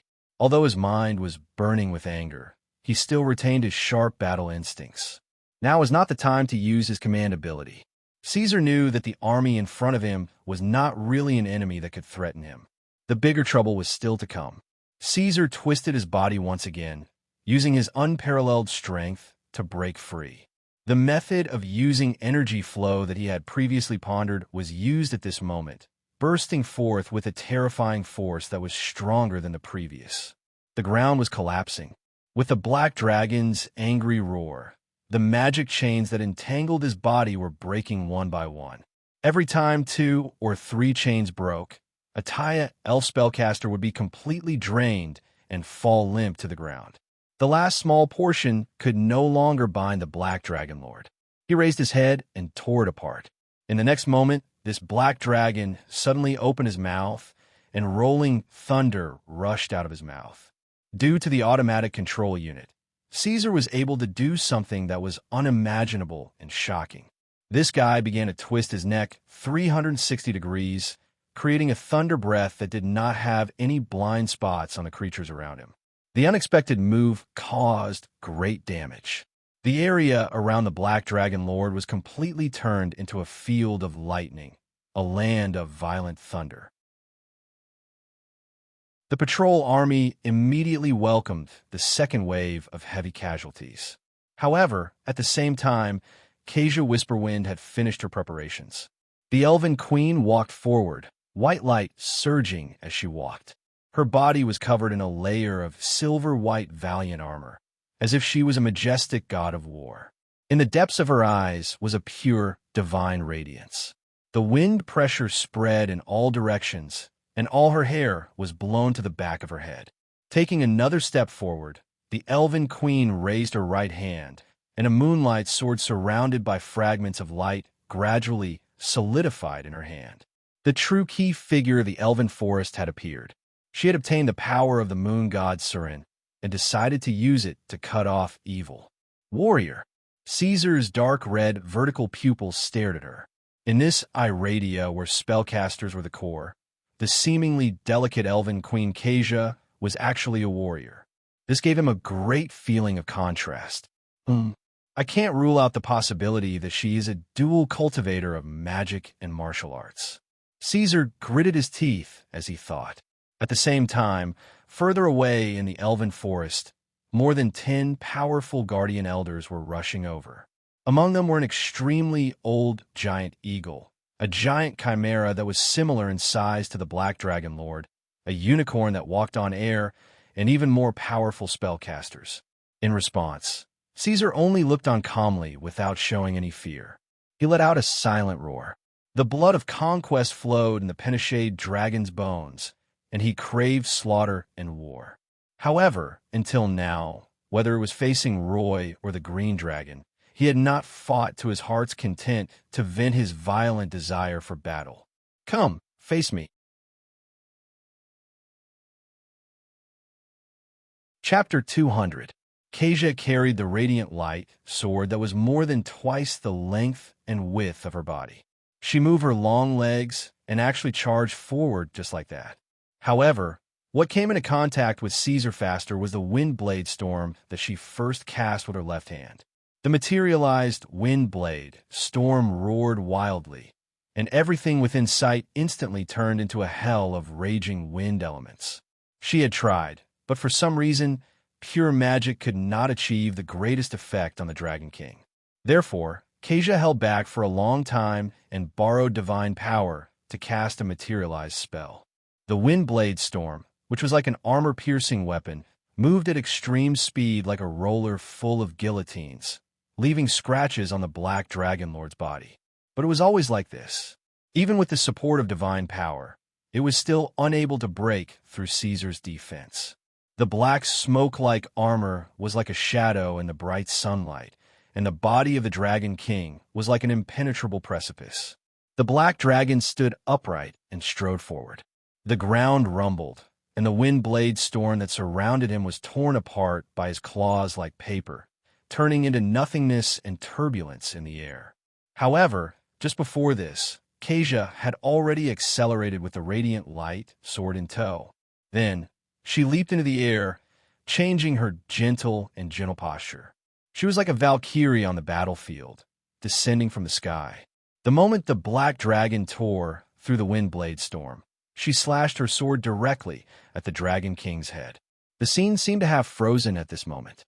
Kasia was like a flowing light flashing past, like an untraceable ghost. Caesar had just located her and raised his head when the Elven Queen's giant sword had already slashed down. Of course, this outcome was also caused by the group of forest guards and spellcasters who were in charge of restraining her for both sides. However, no matter what, Kasia still caused damage to the Black Dragon Lord. For the first time, the Dragon King's steel-like carapace was cut open. The radiant light sword, which was several meters long, pierced a hole in his head and took root in it. People could see that at the edge of the wound, dark red blood was slowly seeping out. It was a pity that such injuries and pain could not defeat the Black Dragon. Although the radiant sword of light contained divine power and could cause a greater degree of damage to Caesar, at the same time, it also increased the Black Dragon's surging anger. The desire to fight in his blood was further increased, and even the forest of swords and sabers around him could not stop it. The huge monster roared. Its body, which was originally as dark as black steel, was now gradually emitting a scarlet color that spread from its heart to its tail and covered its entire body. He actively intensified the strengthening hormones in his body, entering a true berserk state. Caesar shook his body and head, forcing Kasia down from his head. He took a deep breath and soared into the sky, then folded his wings and swooped down. He was furious, determined to send all these fellows to hell. The Black Dragon, who had single-handedly barged into the Elven Forest to wreak havoc, and the Black Dragon, who led the entire Blackwing clan, were two completely different concepts. The Dragon King was constantly displaying his powerful strength. If this continued, the psychological defense of the Elven Forest people would collapse. And this was exactly what Caesar was happy to see. The Druids transformed one after another. At the same time, the giant eagles and chimeras also surrounded them, preparing to resist the Dragon King's second wave of attacks. However, they were soon met with tragedy. The large bodies of the Elven Forest beasts, which could be said to be extremely powerful meat shields, were almost immediately grabbed and bitten by the Black Dragon, turning into minced meat and disappearing from Caesar's sight. A few large beasts also had their bones broken, unable to withstand such a ferocious attack. When Caesar returned to the battlefield on the ground, one of his claws was still gripping the neck of a chimera. This old chimera was 14 meters long, which was considered a relatively large beast in the entire northern Iradia. However, it was still not enough to face the Black Dragon Lord, unable to contend against the Black Dragon in close combat, and was instantly torn to shreds. The more fortunate ones were the Druids, who had transformed into Black Panthers and hunting tigers. They were quite lucky, because their agile bodies after transformation allowed them to avoid the rampage of the Black Dragon Lord after its rage. Although Caesar's attack range was very wide, there were still gaps in between that allowed them to nimbly escape and retreat from the battlefield. This caused an extremely comical scene on the battlefield. The Druids who had transformed into bear monsters were almost completely wiped out, while those who had chosen to transform into other beasts were almost unharmed. At this moment, the Guardian Elders who had arrived late finally arrived. Enough! The sound of a silver staff hitting the blood-soaked ground was very faint, but it caused a ripple that could not be ignored to surge in the surroundings. The owner of the staff, the elven forest's great elder Alphanok, looked around at the broken limbs and minced meat around him. His originally unsmiling face became even more stiff and rigid. This old Taya elf used a sharp gaze to look directly at the huge figure not far away and scolded, "Enough, Black Dragon. Stop." It was a pity that Caesar ignored him. A good show of a hero fighting an evil dragon was playing out on the battlefield. Kasia was doing his best to tangle with the Black Dragon, but it was a pity that the two sides were not equal in strength. Now, this hero was stretched to the limit and was in a dangerous situation at all times. "Black Dragon, we don't want war," Alphanok repeated once more. He was very old and could be compared to ancient dragons among the dragon species. So his attitude was rather condescending, and his tone towards the Black Dragon could not be considered respectful. "If you're really as extraordinary as Her Majesty Yufeng says, then please stop your actions now." This time, his voice was slightly louder, and it finally attracted Caesar's attention. That ferocious and tall monster turned its head, and the first thing it saw was an extremely old chimera that was over 20 meters in size. After that, it paused for a moment before it found the elven elder standing beside the chimera's feet. "Hand over Luna," Caesar said calmly, and then glanced at him, his dark red eyes showing undisguised disdain. "Spellcaster, trash." The Black Dragon continued to try his best to catch the small and slippery elven king Kasia, wanting to use him to threaten in exchange for Luna. Looking at the current situation, he would succeed very soon. However, the obstruction came immediately. That extremely old chimera rushed over and knocked the Black Dragon Lord back down on all fours. That was a powerful chimera that was dark purple all over and had 3 heads.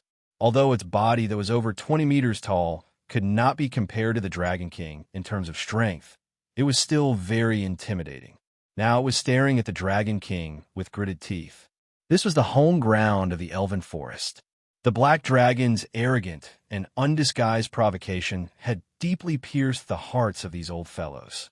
They were already beyond furious and immediately chose to join the battle, swearing to make this monster pay with blood. At the same time, the Elven Rangers and chastising hunters who were at the level of Elven Elders also rushed forward. They had learned from the Forest Patrol that magic would not be effective against the Black Dragon. Therefore, the powerful spellcasters led by Alphanok changed their strategy and used their magic on their own warriors, providing them with support with multiple buff spells and fighting side by side with the Elven Queen. At this point, the enemy that the Black Dragon Lord had been waiting for had finally arrived.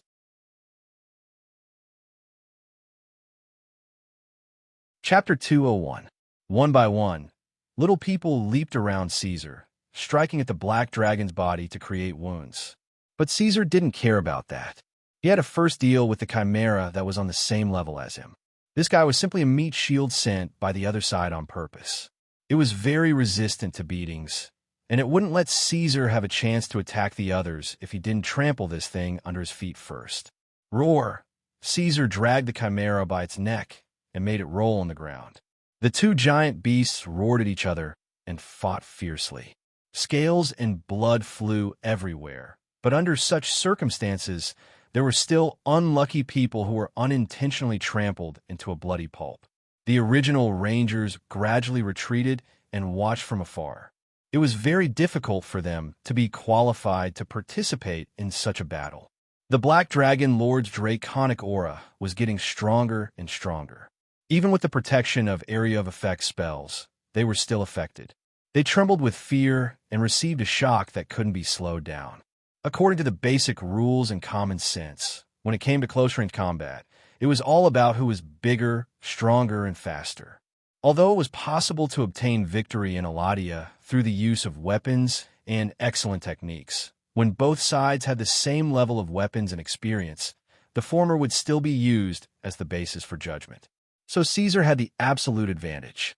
His body was far more suitable for close combat than wild beasts like the Chimera. Although the Chimera of the good camp had 3 dragon-like heads, in terms of lethality, it was far less shocking than Caesar's big mouth.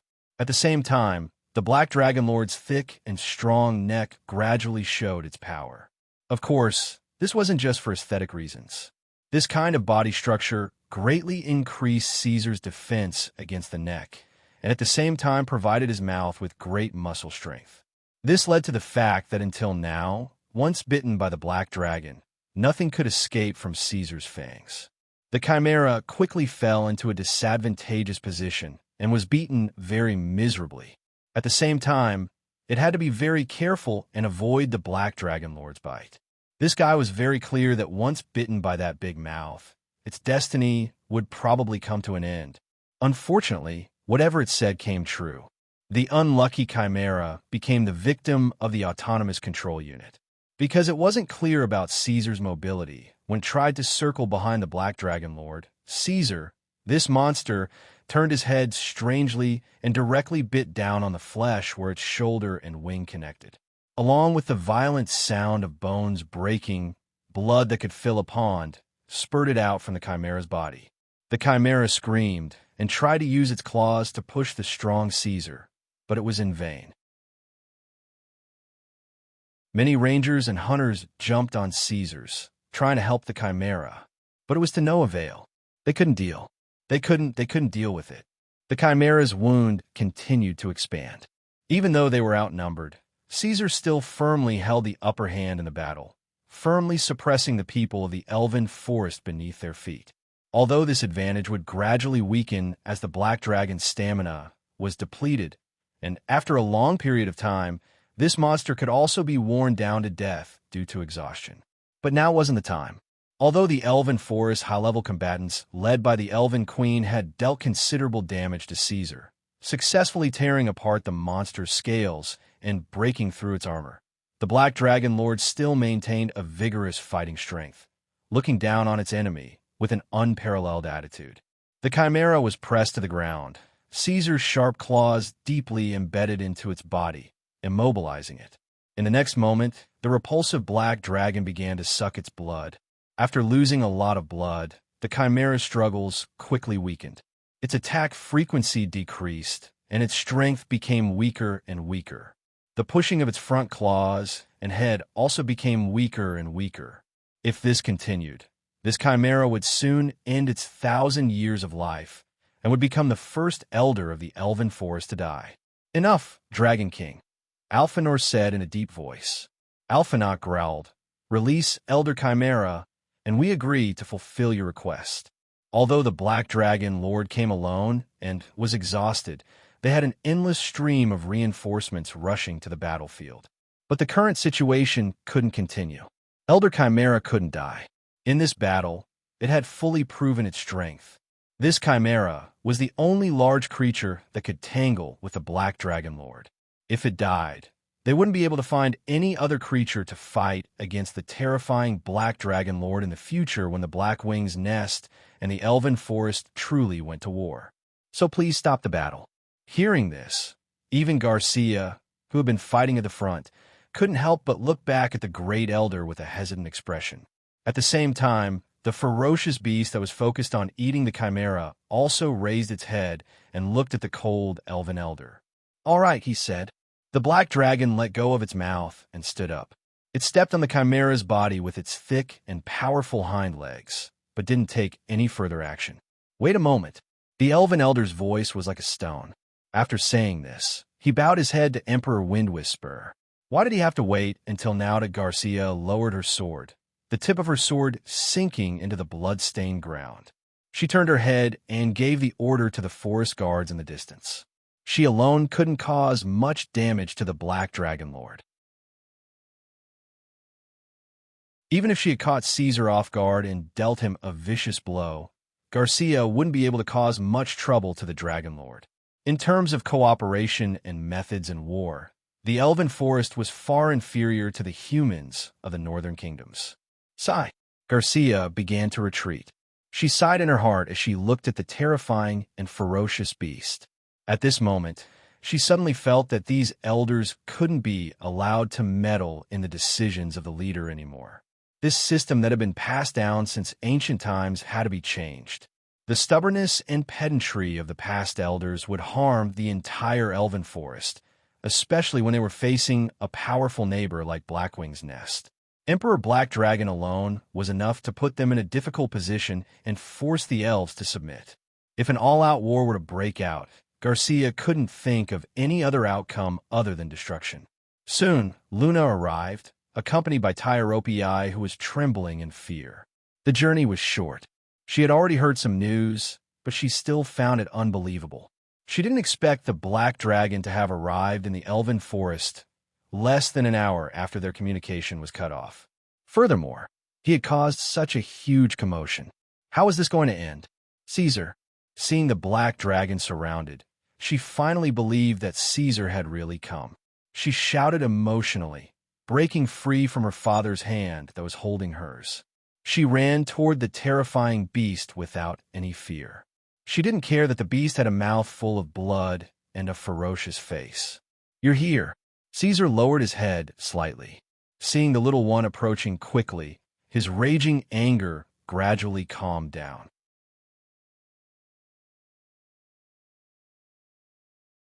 Chapter 202. Yes.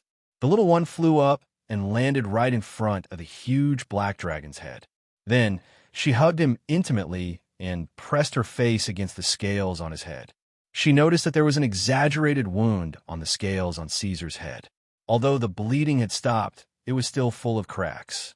That was the wound left by the radiant sword. Now it was slowly healing, but it was still terrifying to Luna. "Caesar." Her voice had a slight, sobbing tone. "Let's not fight anymore, okay? Let's go back." "Okay." The black dragon nodded. Only then did he move his foot away from Elder Chimera. Under the watchful eyes of the crowd, he did not speak much with the little fellow and allowed her to burrow into the armor scales on his chest. The black dragon looked at the people of the elven forest who surrounded him and took a step back. It was over. Although Auguser and Garcia did not show any expression on their faces, they were still secretly relieved. The Dragon King had shocked them too much. This guy could actually fight against half of the armed forces of the elven forest by himself. This was unimaginable before the incident happened. Even a legendary ancient dragon would probably only cast magic from afar. He would not dare to go deep into the enemy's group and engage in close combat. It was no exaggeration to say that the Dragon King was a rare sight. The impact it caused was indescribable. The higher-ups of the elven forest who were used to a slow and peaceful life still had a blank mind. They needed to spend some time to calm down and digest the information they had received. They needed to think clearly about how to recover their losses and other follow-up plans. However, at this moment, the Black Dragon Lord opened his mouth again. The spotless land. The elven forest that had just calmed down was stirred up by a breeze. At the same time as the ripples spread, Caesar used a speed that was far beyond his previous limit and counterattacked. Of course, the enemies did not completely let down their guard. After discovering the Black Dragon's strange movements, spells burst out in an instant. They did not know what the other party wanted to do, nor did they have time to shout any words, but they still subconsciously made a defensive posture. The guardians surrounding the Black Dragon immediately raised their swords. However, all of the spells lost their effectiveness. Whether it was the defensive spells that burst forth at this moment or the buffs that were given to the warriors before, all of them turned into nothingness in an instant and ceased to exist. Under such circumstances, no one could stop the Black Dragon. Caesar squeezed through the swarm of swords, claws, and fangs and reached his target in an instant. He raised his right claw and clawed downwards. Once he succeeded, he immediately soared into the sky and flew into the distance, escaping the elf forest. Only then did the people of the elven forest react. Damn it! Aganok slammed his silver staff on the ground. Even the elegant Taya elf couldn't help but curse. Everyone knew that the Black Dragon's target was Miss Luna, but no one expected that after agreeing to the ceasefire and fulfilling the request, he would still do something so outrageous. This guy, he kidnapped Queen Yufeng. Chase! Countless low roars sounded. Without needing anyone to give the order, the people of the good faction immediately took action. They left a small number of people to inform the remaining armed forces in their homeland, while the others rushed out of the elf forest and chased after the black dragon. Everyone was filled with righteous indignation. If Queen Yufeng fell into the hands of an evil Pinochet dragon, they did not even dare to imagine what would happen. This could not be allowed to happen. The entire elf forest suddenly erupted into chaos. At the Western Pass, countless soldiers of the good faction rushed out in a grandiose manner. Dust flew behind them as they locked their eyes on the hateful monster that was flying away at an extremely fast speed. They tried their best to catch up with it as quickly as possible. At the same time, the Black Dragon Lord had already swept past the first mountain range. The rumbling of the wind was like the roar of thunder. Suddenly, a high-pitched wolf howl sounded in the mountains. The elves who were chasing after saw that at the edge of the mountains, countless black figures suddenly appeared. There were gnolls, hound demons, manticores, orcs, gray centaurs. There was an endless number of them, almost endless. The Blackwing clan had arrived. The gnolls raised their heads and howled, followed by all kinds of terrible roars of different tones, as if they were welcoming their master. The Dragon Lord's soldiers were all over the mountain range. They kept howling and staring at the people of the elf forest with their red, green, and black eyes. They gnashed their teeth and licked their claws, waiting to tear the enemy into pieces at any time. Stop! Although there were many hot-blooded righteous people, idiots, in the army, and in order to save their dream girl, they could not wait to fight to the death with the Blackwing nest. However, Ogonak still stopped them. Yufeng was not here, so he was the leader of the elf forest. Ogonak had to be responsible for all the members of the elf forest. Such a reckless charge would drag the entire elf forest into the quagmire of war. Once a full-scale war broke out, they would suffer unbearable losses, and they would have no chance of winning. Only death would await them. Although the great elder's face was pale, he still held back his anger. He led the people to stop and plan for the long term. Garcia struggled violently, but it was not so easy to escape from Caesar's claws. She had lost her divine power, and it would be difficult for her to reach the peak of her power level in a short period of time. Therefore, Emperor Yufeng was somewhat helpless against the black dragon's claws that were as hard as forged steel. The reason why he captured her was that in Caesar's subconscious mind, the elf forest was a place of dictatorship, just like the Blackwing nest. Therefore, he almost did not think twice and blamed the whole thing on Garcia. Under such circumstances, the Black Dragon Lord felt disillusioned and annoyed. This feeling originated from the first time they met. Garcia had left a good first impression on him, but now, after this incident, he firmly believed that this female elf was a scheming bitch who loved to shirk responsibility, exactly the same as the Calamity WIRM. Those who dare to deceive and fool the Dragon King would definitely suffer the pain of being hung upside down. The surging wind pressure poured into Garcia Yufeng's mouth. This captive did not have the same good treatment as Luna, who could squeeze into Caesar's adjusted armor scales. Garcia, who was about to become a captive, could only watch as the storm washed over her. She didn't know that flying at high speed was such a terrifying thing. Without any protection, Garcia immediately felt intense pain. Her fair skin was torn apart by the violent airflow, and sparkling droplets of blood splattered across the sky. Fortunately, this painful torture did not last for long. Caesar was very fast, and the Black Dragon Lord had returned to his nest in a short period of time. Fortunately, the time was short enough. Otherwise, Garcia estimated that she would have fainted in a few more minutes. Her current appearance was as miserable as it could be. The crown made of flowers and trees was long gone, and her originally neatly combed silver hair was a mess. Her hair was stuck together by blood and sweat, and there were small bloodstains all over her body. There was also a wound on her face, and her clothes were tattered like rags.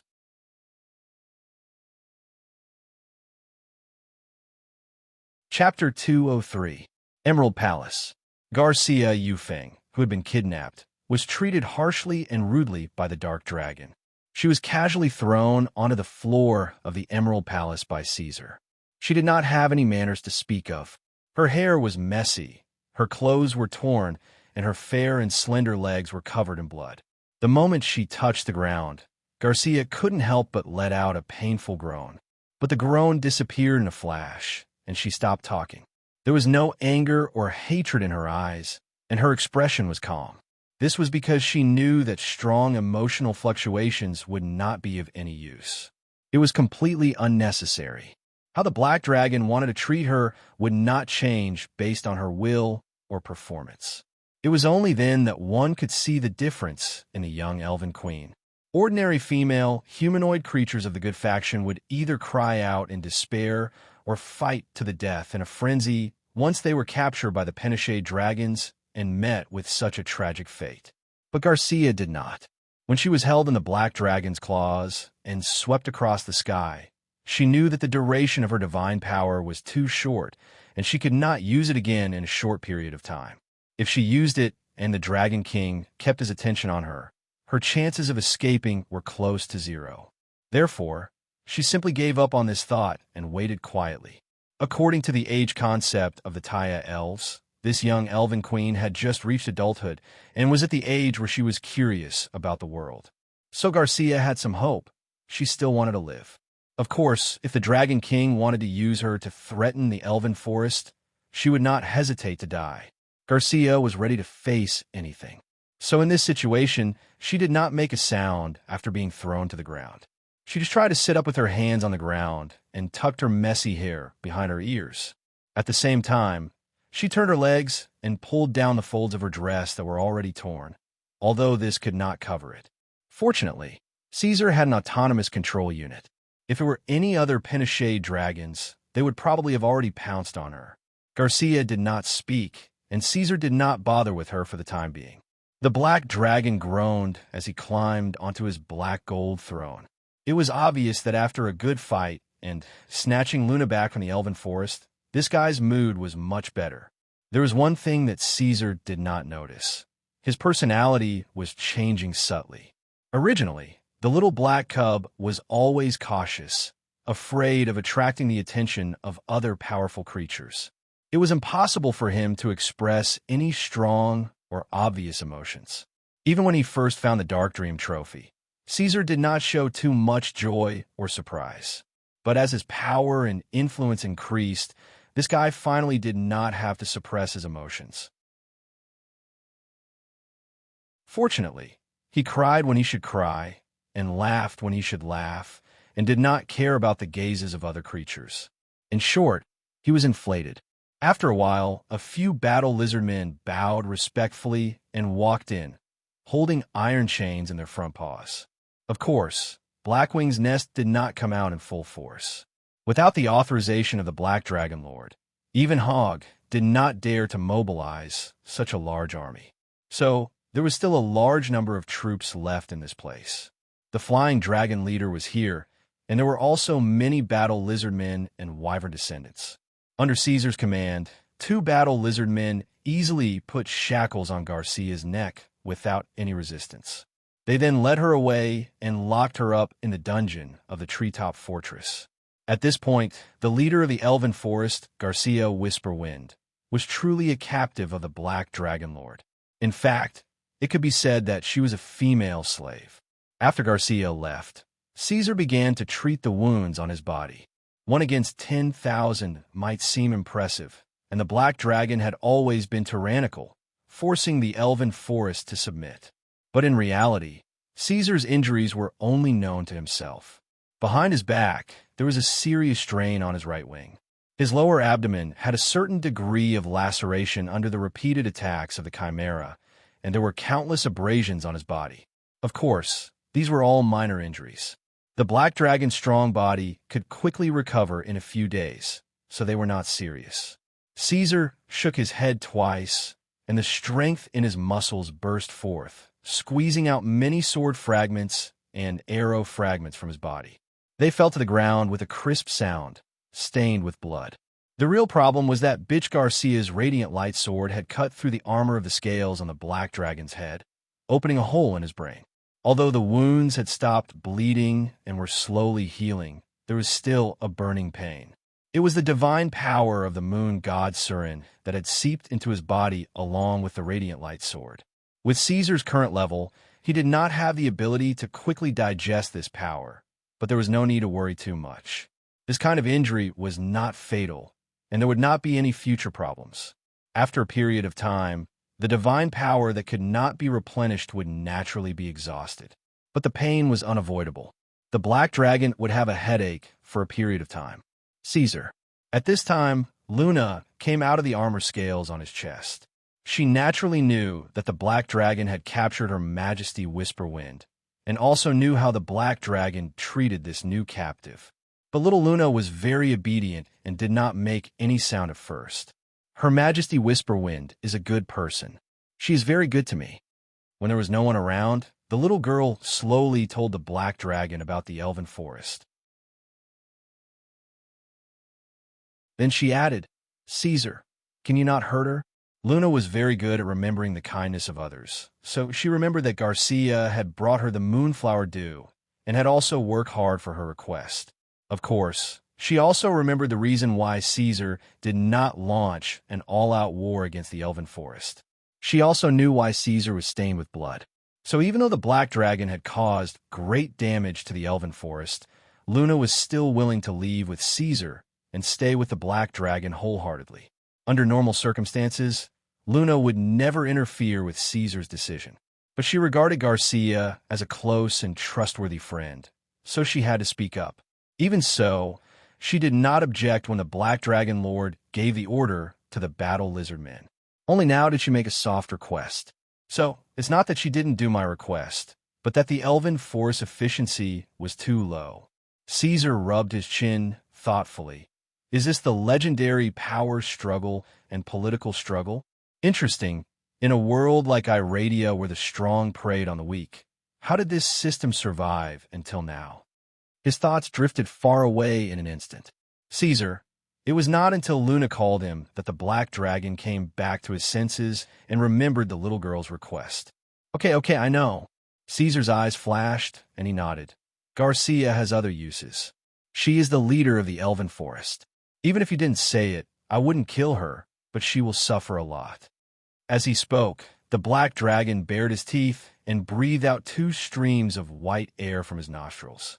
He was ready to hang the elven queen upside down for a few days. You can't do anything bad. The little girl became alert. No, then, you can't force her.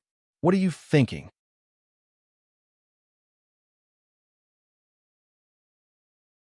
Chapter 204.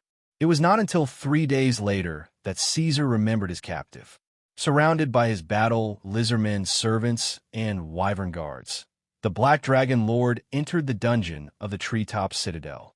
Blackwing's lair rarely held captives, and the adventurers that constantly flooded in were all worthless people. Most of them would directly become food for the monsters. Up until now, this dungeon had imprisoned most of the people from the elven forest. The further down he went, the narrower the passage became, and the number of cells gradually decreased. Because he had been here several times, Caesar did not look around this time and went straight to the 3rd floor of the gloomy dungeon. Garcia Whisperwind was imprisoned in the deepest part of the underground. The walls around him were made of hard granite, and some were even fused with the black wrought iron of the goblins. Of course, this wasn't enough. The black dragon had paid enough attention to this elven queen, so there was a large group of powerful devil hounds guarding this place at all times. The ground was extremely damp, and in the dim passageway, dirty water dripped from the dome from time to time. Drip, drip, drip, drip, drip, drip, drip. The air was filled with the sour and musty smell of the monster's urine. The deeper they went, the stronger the smell became. The monsters were used to it, and Black Dragon did not think much of it. However, King Yufeng would not like this smell. In his dark vision, Caesar saw the elven queen in a pitiful state.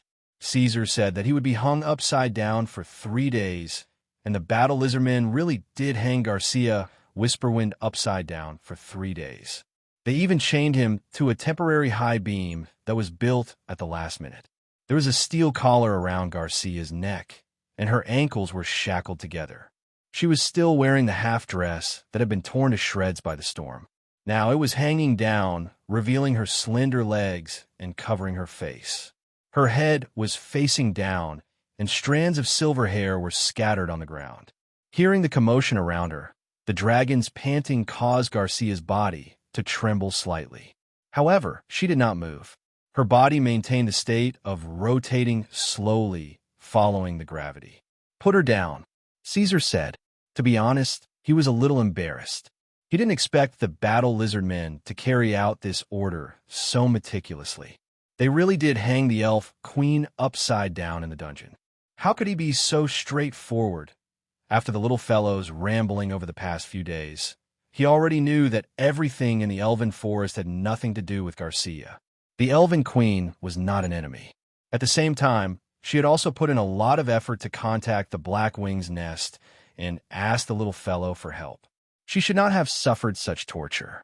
Torture wasn't a big deal, but hanging upside down was an extremely humiliating thing for a woman.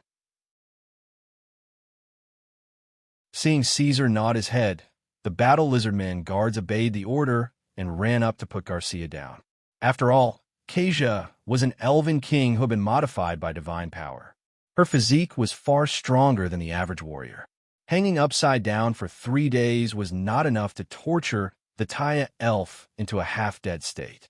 That was why she quickly sat up and lifted her head after she was freed from the restraints.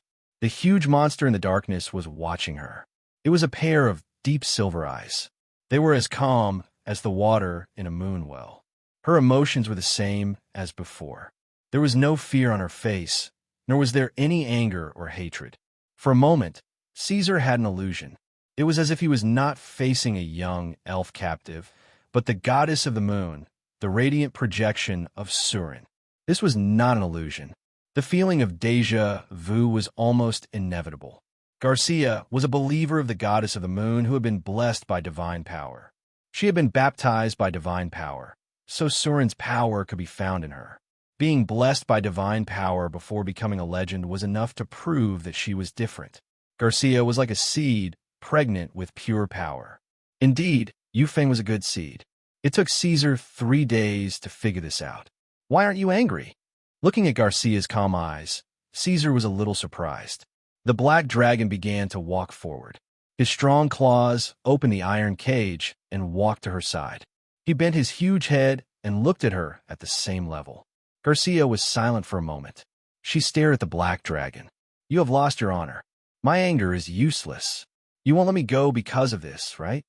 She was only an arm's length away from Caesar's fangs. This meant that as long as the black dragon opened its mouth slightly, it could swallow her whole, leaving no bones behind. However, there was still no sign of fear on her face. Caesar could even see the man's face, which was covered in dust and scars. The wounds were healing and disappearing without leaving any traces. In his opinion, whether Garcia was angry, hateful, hysterical, or crazy, it was a good thing. Emotions were a kind of power. They could destroy a person, but they could also rebuild a person. But now the Elven Queen was too calm. This was not good. The black dragon stretched out his claws again and grabbed Garcia's body. This made her frown slightly. There was a slight, pained expression on her face. But that was just a natural reaction after the pain. In fact, the Elven Queen was still emotionless. She wanted to live, but she was not afraid of death. Caesar realized Garcia had probably thought it through and was prepared to face everything. So now she was completely resigned to her fate. She looked like she had lost all hope, but in fact, her heart was dead. The Elven Queen was really boring like this. "I'm sorry, Miss Garcia." Caesar held her and walked out. At the same time, he said in a sincere tone, "Luna has already told me everything. I have to apologize to you. My actions were too extreme." He directly brought the captive out of the treetop fortress dungeon and to the surface. The sudden appearance of the sun made Garcia turn her head and close her eyes. But soon she opened them again and looked at the surroundings of the treetop fortress while bathing in the sunlight. "Now, I will get someone to change your clothes. Please rest well." Caesar changed his previous rough attitude and put Garcia on the ground. He said as gently as possible, "When a messenger from the Elven Forest comes to welcome you, I will send you back." The Black Dragon Lord bared his teeth and looked at the confused Garcia with a smile. In fact, one day after Caesar was captured, some fellows from the elven forest came running over to demand for him. However, Caesar ignored them and ordered the Blackwing clan to beat them back to where they came from. He said this just to stir up Garcia's emotions. Reality proved that it was effective. This elven queen was very concerned about the situation in the elven forest.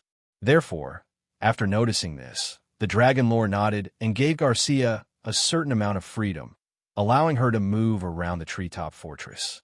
At the same time, Caesar also told Garcia that if he could not find her, he would visit the elven forest again. After such a hidden threat, the black dragon had a group of female beastmen bring her down to change her clothes. Garcia had her beliefs and her stand. She also had very firm values of good and evil. Logically speaking, she was actually a very difficult bone to chew. However, Caesar had already grasped her lifeline, the elven forest. Caesar had already guessed that if he used her to threaten the elven forest, Garcia would probably die immediately. However, he had never thought of doing so. Instead, he wanted to use the elven forest to threaten her. In these days, the Black Dragon Lord had already understood that the Elven Queen was a complete idealist. In the truest sense, she was the virgin White Lotus.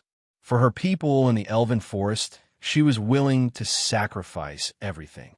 She was as pure as a puddle of clear water that could not be tainted. She was worthy of respect. Unfortunately, she had fallen into his hands. This abominable black dragon had planned everything in just 3 days.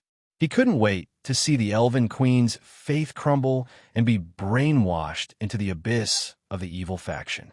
He couldn't wait to see how she would look after being corrupted.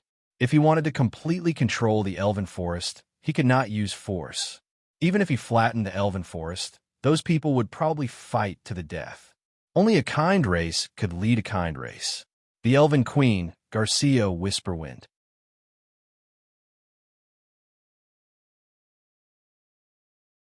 Chapter 205. Every God's chosen is a favored child blessed by the heavens. Only then can they receive the blessings of the gods. In the eyes of the gods, these people are far more precious than fanatics. So every time a God's chosen hibernates, the gods know. Caesar closed the book he was reading. It was an ancient book that explored the influence of the gods on the Iradia. It was written by a scholar from the Southern Empire who had long been buried underground. Black Dragon yawned and used his fingernails to push the book to the side, then raised his head. The morning light seeped into the Black Dragon Lord's library through the cracks of the tall windows.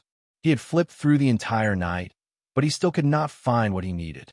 It was about the main culprit that caused the deviation of the gods chosen, whether they would be punished by the gods, and whether there were any records of them being attacked. If there was anything on Garcia that could make Caesar wary, it was probably her identity as a god's chosen. After all, being a god's chosen was not something that could be obtained easily.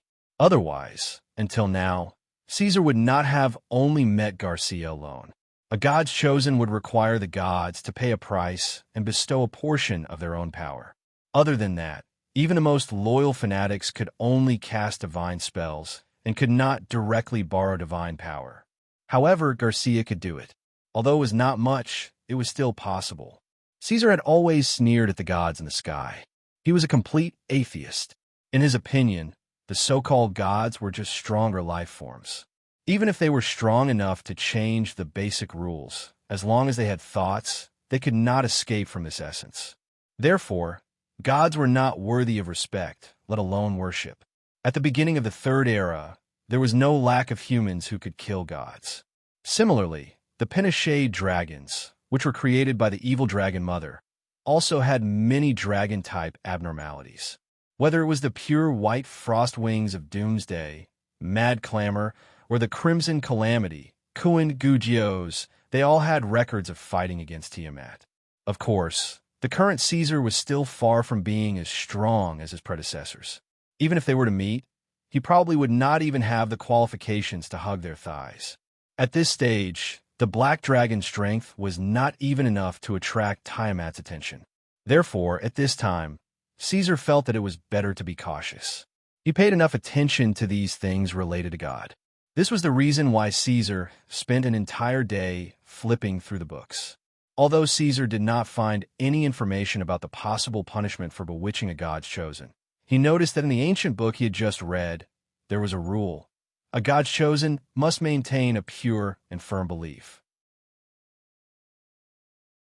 Once the belief is shaken and there is a possibility of a deviation in the alignment, the gods will generally immediately withdraw the God's chosen.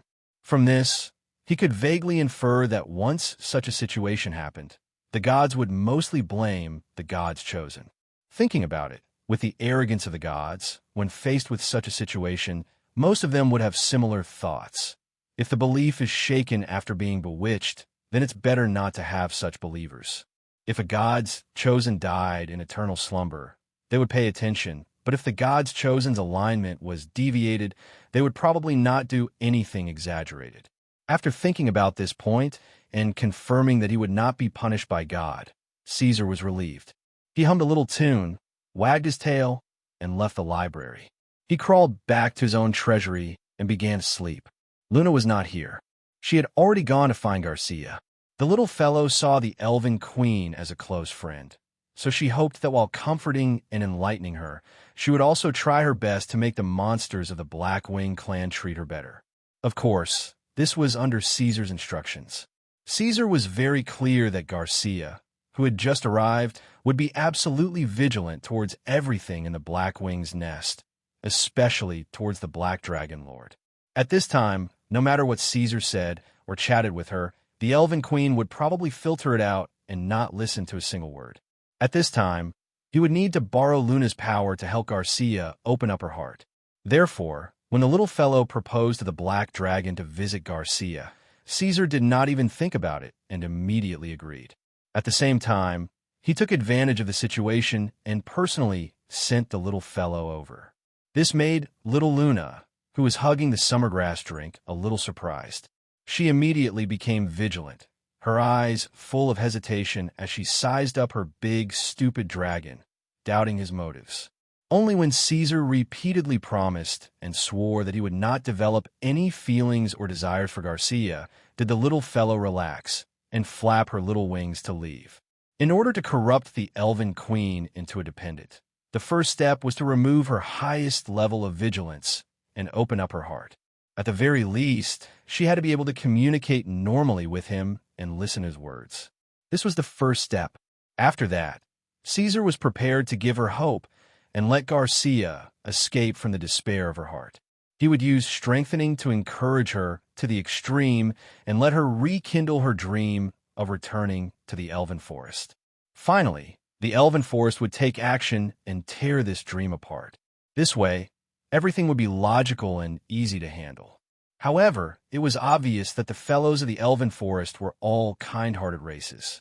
Their actions would definitely not disappoint or even cause Garcia to despair. Therefore, Caesar still needed to create obstacles and scriptwriting arrangements. On the other side of Caesar's plan to corrupt Garcia, the Elven Forest had also entered into an intense discussion. At the same time, a piece of news spread rapidly, especially within the northern Iradia. The Dragon King has attacked the Elven Forest. The model of kindness and justice, the leader of the Elven Forest, Her Majesty Garcia Yufeng, has been captured by the evil dragons. The righteous organizations and adventurers who had good relations with the Elven Forest were shocked when they heard this news.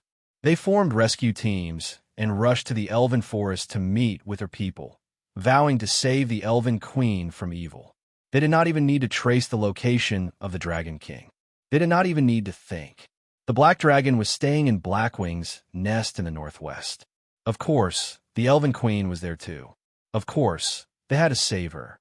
Even the great Elder Oganok, who did not have the same political views as Garcia Yufeng, unanimously requested for rescue. They were so resolute.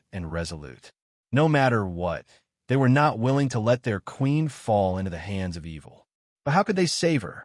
This was a problem. The suggestion of an all-out war was rejected immediately.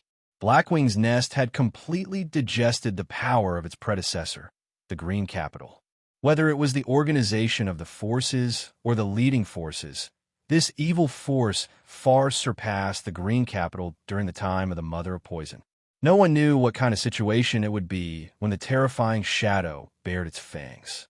Just the day the Elven Queen was kidnapped, the people of the Elven Forest caught a glimpse of it on the mountain range was enough to make them tremble in fear. Without the power of the Northern Alliance, the Elven Forest would only be destroyed if they went to war with Blackwing's nest. Therefore, the people subconsciously chose the second option, which was to form a small team to secretly rescue the Elven Queen. However, the selection of the team quickly became the main problem of the elves. Having had close contact with the Dragon King, they clearly knew how terrifying that monster was. It was not affected by magic at all, so it was difficult for magic to have any effect on it. Therefore, this time, the rescue team only needed at most 2 priests to provide buff spells. What they needed was a large amount of decoding equipment. At the same time, they also needed to find a powerful creature that could resist the Dragon King. What creature could compete with the Dragon King? The righteous people thought of the dragons. The kind metal dragons, the powerful gold dragons. They believed that if they paid enough wealth, the gold dragons, who were passionate about eradicating evil, will be happy to join them. However, the Dragon King had displayed the power of an extremely old dragon or even an ancient dragon. Where could they find such a powerful gold dragon?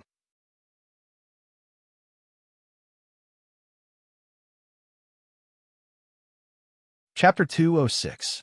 Blackwing's Nest was the territory of the evil dragons. It was a dark and terrifying place. The dark and silent treetop fortress stood alone in the middle. The twisted and ugly shadows of the trees were everywhere, and there was a damp and rotten smell everywhere. This was a place where beasts and monsters lived in seclusion, but that did not mean that there were no beautiful places in Blackwing's Nest. For example, Miss Luna's garden.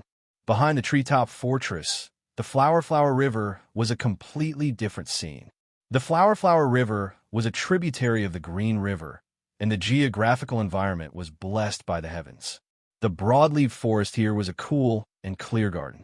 The tall Yanan trees cast their shadows over the stream, and birds sang loudly in the branches where they built their nests. The air was filled with the fragrance of flowers, mixed with the smell of green leaves and clear spring water. This was the only place in Blackwing's Nest.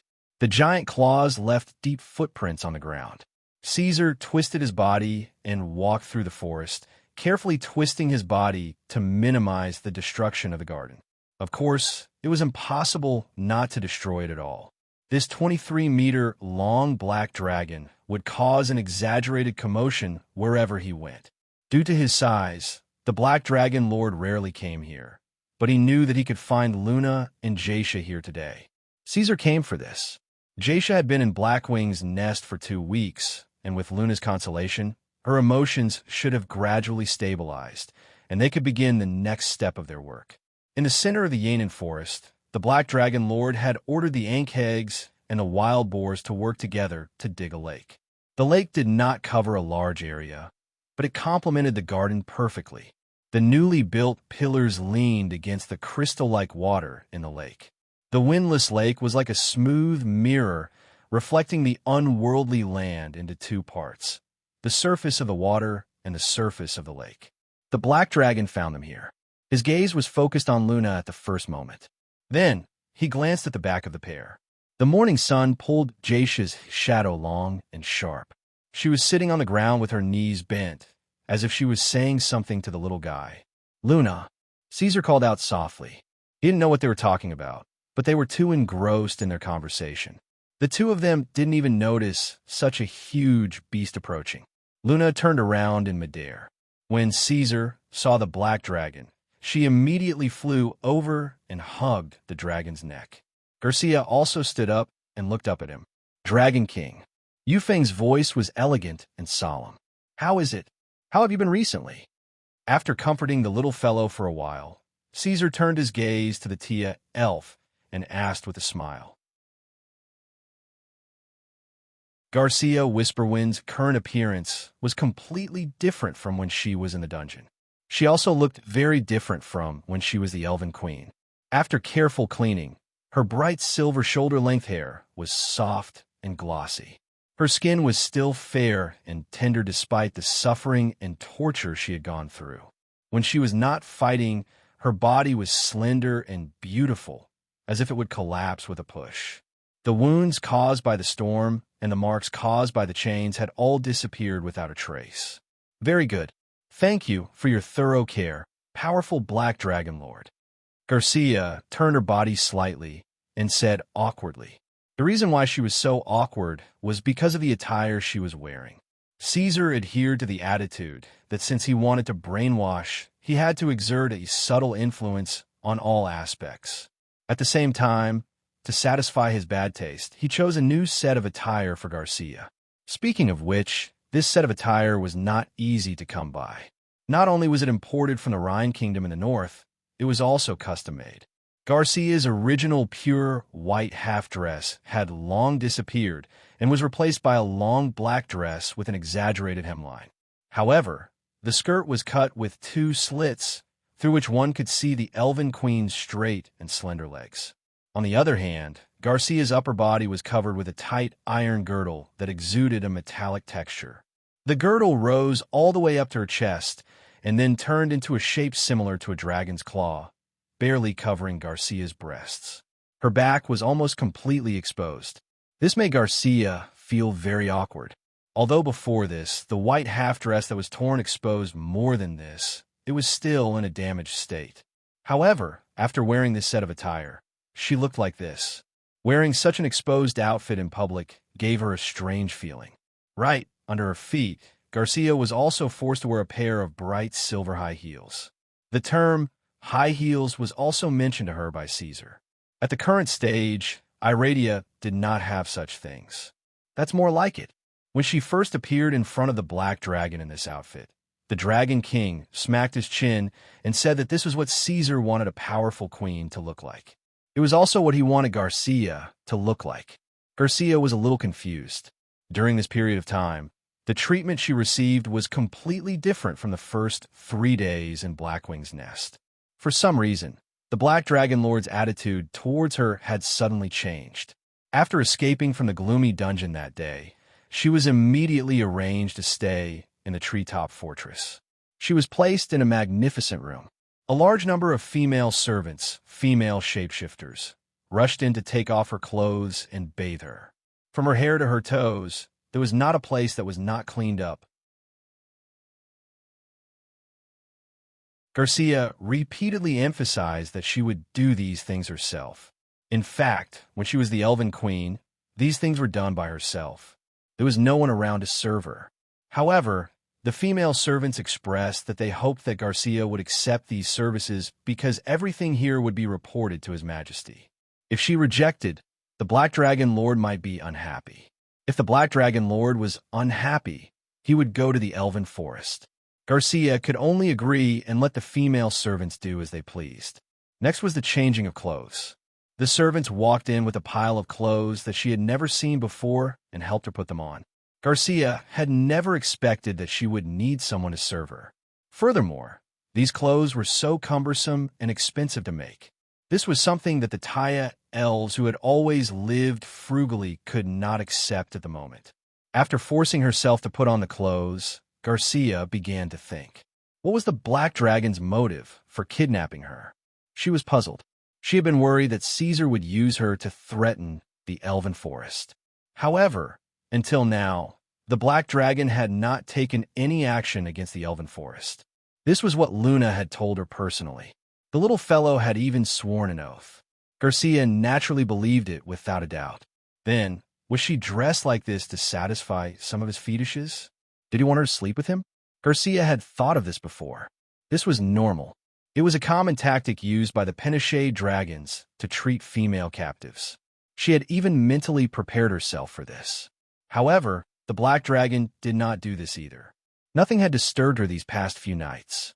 The only change was that the Black Dragon would often ask her to do some unimportant things, such as wiping his body or taking care of his scales. When she finished, Caesar would reward her. And every time the Black Dragon Overlord was happy, the treatment she received would also be better. This was the only abnormality that Garcia could find in the past few days. However, after thinking about it, she did not feel that there was any problem or meaning to it, so she was relieved.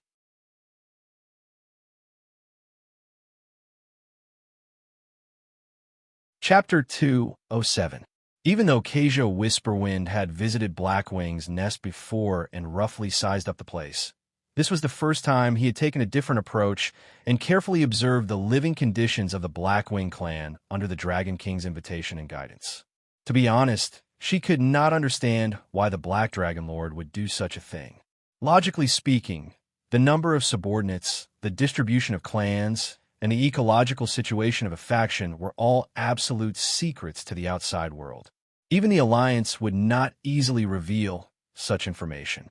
However, in front of the leader of the Elven Forests, Caesar had actually openly led her around. He even spoke from time to time, giving her a detailed introduction as if he was introducing the scenery. Does this mean that he does not intend to let me leave this place alive? This thought arose in Garcia's mind. Caesar had brought her out of Luna's garden. Facing the first rays of the morning sun, they passed through the tightly guarded treetop fortress filled with flying dragons and headed for the various clans' residences. Although her life was gradually improving with the change in the Black Dragon Lord's attitude, she had not yet been released from her captive status and was under his control. Therefore, Garcia naturally did not dare to say no to the Black Dragon Lord. She could only follow the Black Dragon's side under the gaze of a group of evil monsters as they traversed the vast forest. During this interval, she finally could not help but ask, "Your Majesty, what do you need me to do?" "You are too vigilant, Garcia. Relax." Caesar's smile was very sincere. "I just want to chat with you. Please believe me. I have no intentions of harboring any designs on you. I have no interest in the Elven Forest. Then when can I return? I have said before. Please rest well. I will send you back after the Elven Forests have requested for the return of their queen." Caesar interrupted her. "Unfortunately, no emissary from the Elven Forest has come to Blackwing's lair. You may not believe me, but I am willing to vouch for this with my life." This was the truth. Due to the fact that Blackwing's lair's troops were stationed at the western border of the Elven Forest, the so-called messengers couldn't come over at all. And after discovering this, those fellows fell into a long and complicated discussion and preparation. None of them would step into Kaiser's territory. A hesitant expression appeared on Garcia's face. She clearly did not believe him. However, it did not matter.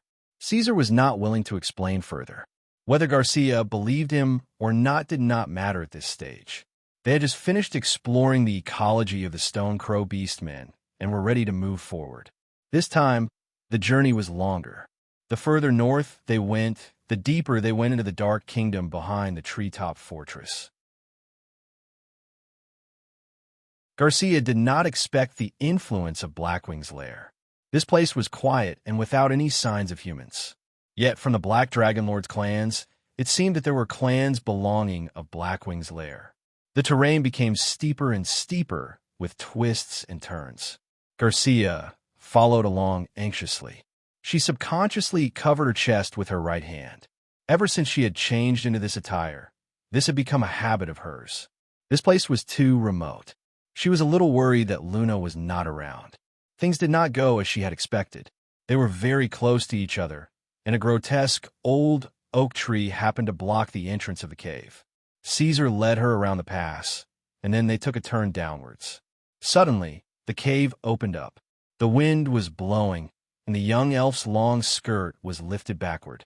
Her ears were instantly filled with chatter, and the hot air was blowing in her face. Goblins were cunning, cowardly, greedy, and lazy. They were inferior, evil creatures that were difficult to control. She remembered reading this in the books. However, the goblins Garcia saw here were completely different from what she had imagined. She saw short fellows with brown bodies and tattered clothes. They were working in an orderly manner. The scene below was in full swing. Countless goblins were moving around. Some of them were smelting ores, while others were forging armor. What surprised Garcia was that these goblins did not seem to be as smart as the book said. Each one of them seemed to only know how to do one thing. This was a cycle that kept repeating. For example, the one she was looking at now was forging 2 pieces of metal on a beast-shaped armor. However, after this step, it did not seem to know what to do next. It ran off to do the same thing for another set of armor. This caused the goblin behind it to have no choice but to take its place and continue its unfinished work. It was the same for the other goblin. It seemed to only know how to do one thing. After completing the quenching and hammering, this goblin slipped away and continued with the quenching and hammering. This was a vicious cycle. Only other goblins could take its place. These goblins are really not smart. No wonder they are not as famous as the dwarves in Iradia. Garcia thought to herself. Caesar noticed her expression, but the black dragon did not say anything. He just watched quietly. The elf queen was not stupid. She did not have the slow thinking and reaction of a long-lived species. Her observation skills were also much sharper than others. Therefore, after waiting for a short while, Garcia immediately realized that something was wrong. Her expression gradually became surprised, and her mouth slowly opened. She found that the efficiency of these goblins was much faster than that of the dwarves.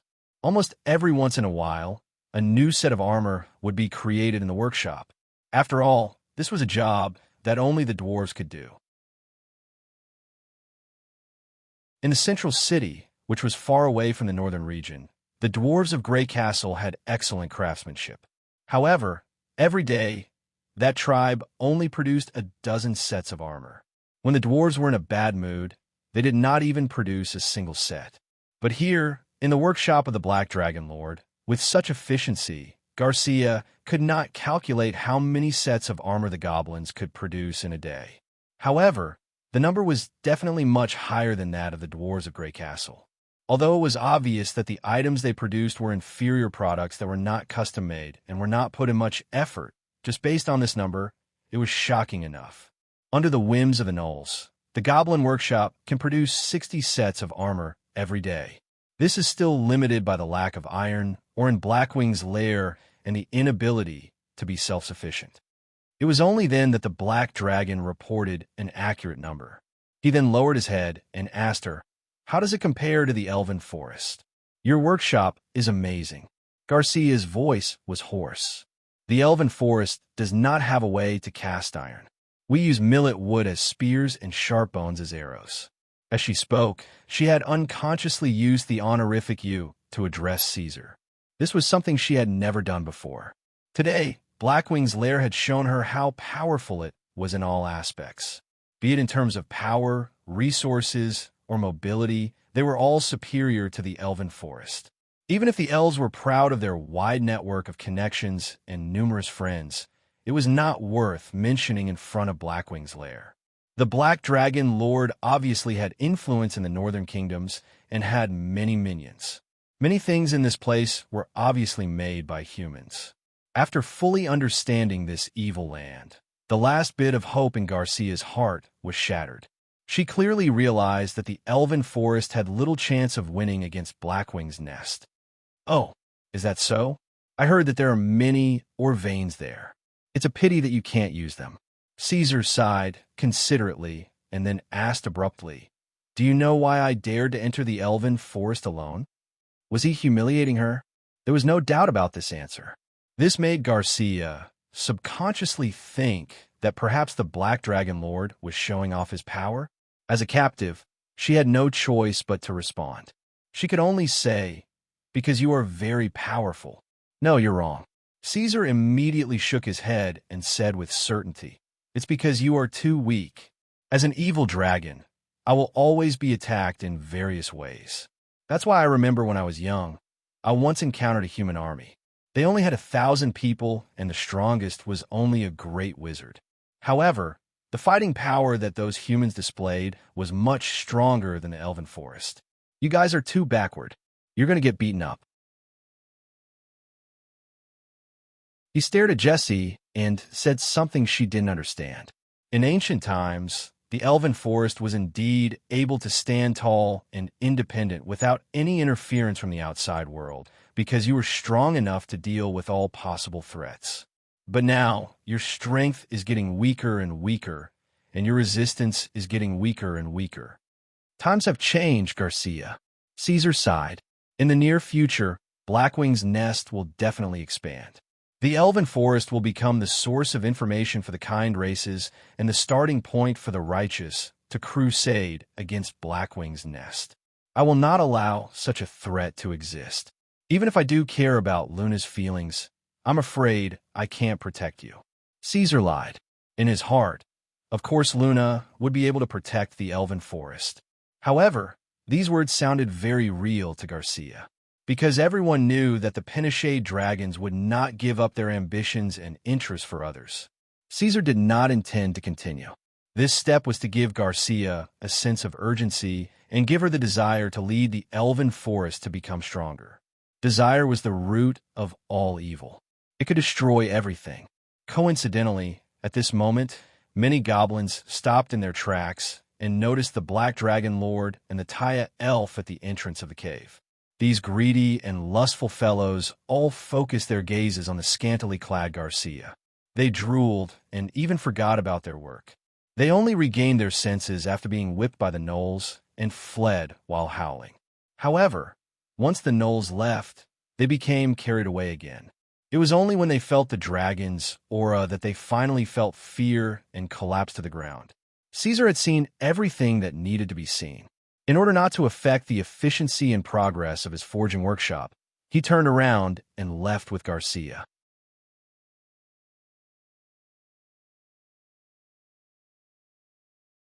Chapter 208. Although everyone felt the same urgency to rescue Elven Queen Garcia Whisperwind, these righteous people had their own opinions on how to carry it out. Those who advocated for a frontal assault were mostly those who had not been to the Elven Forest. After all, discussions about rescue operations were not only held in the Elven Forest, and some rescue organizations did not even know each other. This also proved that Iradia was indeed dominated by the kind camp. Her Majesty the Elven Queen's reputation for being passionate, chivalrous, and sincere had brought about such a good outcome for her. Unfortunately, those who pursued the philosophy of don't care about anything, don't ask about anything, just fight and get her back, met with a tragic end. They used practical actions to carry out their philosophy, but they also met with the end of being hung on the hanging tree of Blackwing's lair. On the other side, the elders of the Elven Forest had reached a consensus. They would try to sneak into Blackwing's lair and bring the Elven King out without attracting the attention of the Black Dragon Lord as much as possible. However, the difficulty of this operation was equally shocking. They were still unable to confirm whether the Black Dragon could use magic. Even if they were hoping for a fluke and believed that the Black Dragon was incapable of magic, if the Forest Sprite was willing to help it, the difficulty of this mission would still be very high. Furthermore, according to normal logic, the Black Dragon would most likely keep Garcia, who was not weak, by his side at all times. At the very least, he would lock her up in a dungeon near the lair. If they wanted to sneak into Blackwing's lair and bring the Elven Queen away, they would probably have to face the terrifying Black Dragon head-on. They had yet to find an old golden dragon who could contend against Caesar Tangerine. They also did not know that Garcia had a very high degree of freedom in Blackwing's lair. However, due to the threat of the Black Dragon Lord using the Elven Forest, she did not dare to attempt to escape. After thinking about it, the Black Dragon King was the key to this problem. If they wanted the plan to succeed, they had to think of a way to avoid the Black Dragon. They had to find a way to lure the Black Dragon away. However, what kind of power or temptation could make the Black Dragon Lord personally take action became another problem. At this stage, other than Kasia, who had a detailed understanding of the Blackwing clan, no one else knew the full extent of the power of the Blackwing nest. No one could say for sure just how powerful that power was. Even the kin of the Black Dragon was loyal to it. The elves could not even capture those evil creatures, let alone pry anything out of their mouths. At this time, the youths of the Elven Forest suddenly thought of an ingenious plan. From the Black Dragon Lord's descent into the Elven Forest Fairy, it could tell that the Black Dragon cared a lot about Miss Luna. And from Luna's behavior when she met Luna, the Black Dragon was not purely out of pure possessiveness, but the Black Dragon. Luna, from the last Luna and Luna's behavior when Luna to kill was. 2. Since the Black Dragon Lord loved Luna so much, he would definitely be wary of Miss Luna's parents, Mr. Tierrope and Madame Belanois. He would not dare to have any extravagant hopes, but he would not easily hurt or reject them. If Miss Luna's parents were in charge of proposing a meeting, delaying the Black Dragon, and luring him away for a short while, they would have a chance to carry out the rescue plan. To be honest, this method was not honorable and was close to a trick, causing many righteous and upright people to express strong opposition to it. However, there is no doubt that this was the most likely way to rescue Garcia. In order to deal with the powerful evil dragon, they had no choice but to use some tricks. No one had thought that even if they tried their best to rescue Garcia, Caesar could still capture her and bring her back at any time. The elven forest could not possibly move the entire tribe in such a short period of time. Just as this proposal was being discussed in an orderly manner, Blackwing's nest actually took the initiative to contact the elven forest. The Black Dragon Lord, Caesar Tangerine, sent an envoy to apologize to the people of the elven forest for his impulsive actions previously. At the same time, he promised that he would properly treat Her Majesty Garcia, who had come to Blackwing's nest as a guest. He hoped that the people of the elven forest would be at ease. The Black Dragon Lord said that he would escort Garcia back to her home in 30 days. At the same time, the orcs who acted as the envoy also gave them a mass energy crystal, which contained some fragments of the conversation between Caesar and Garcia.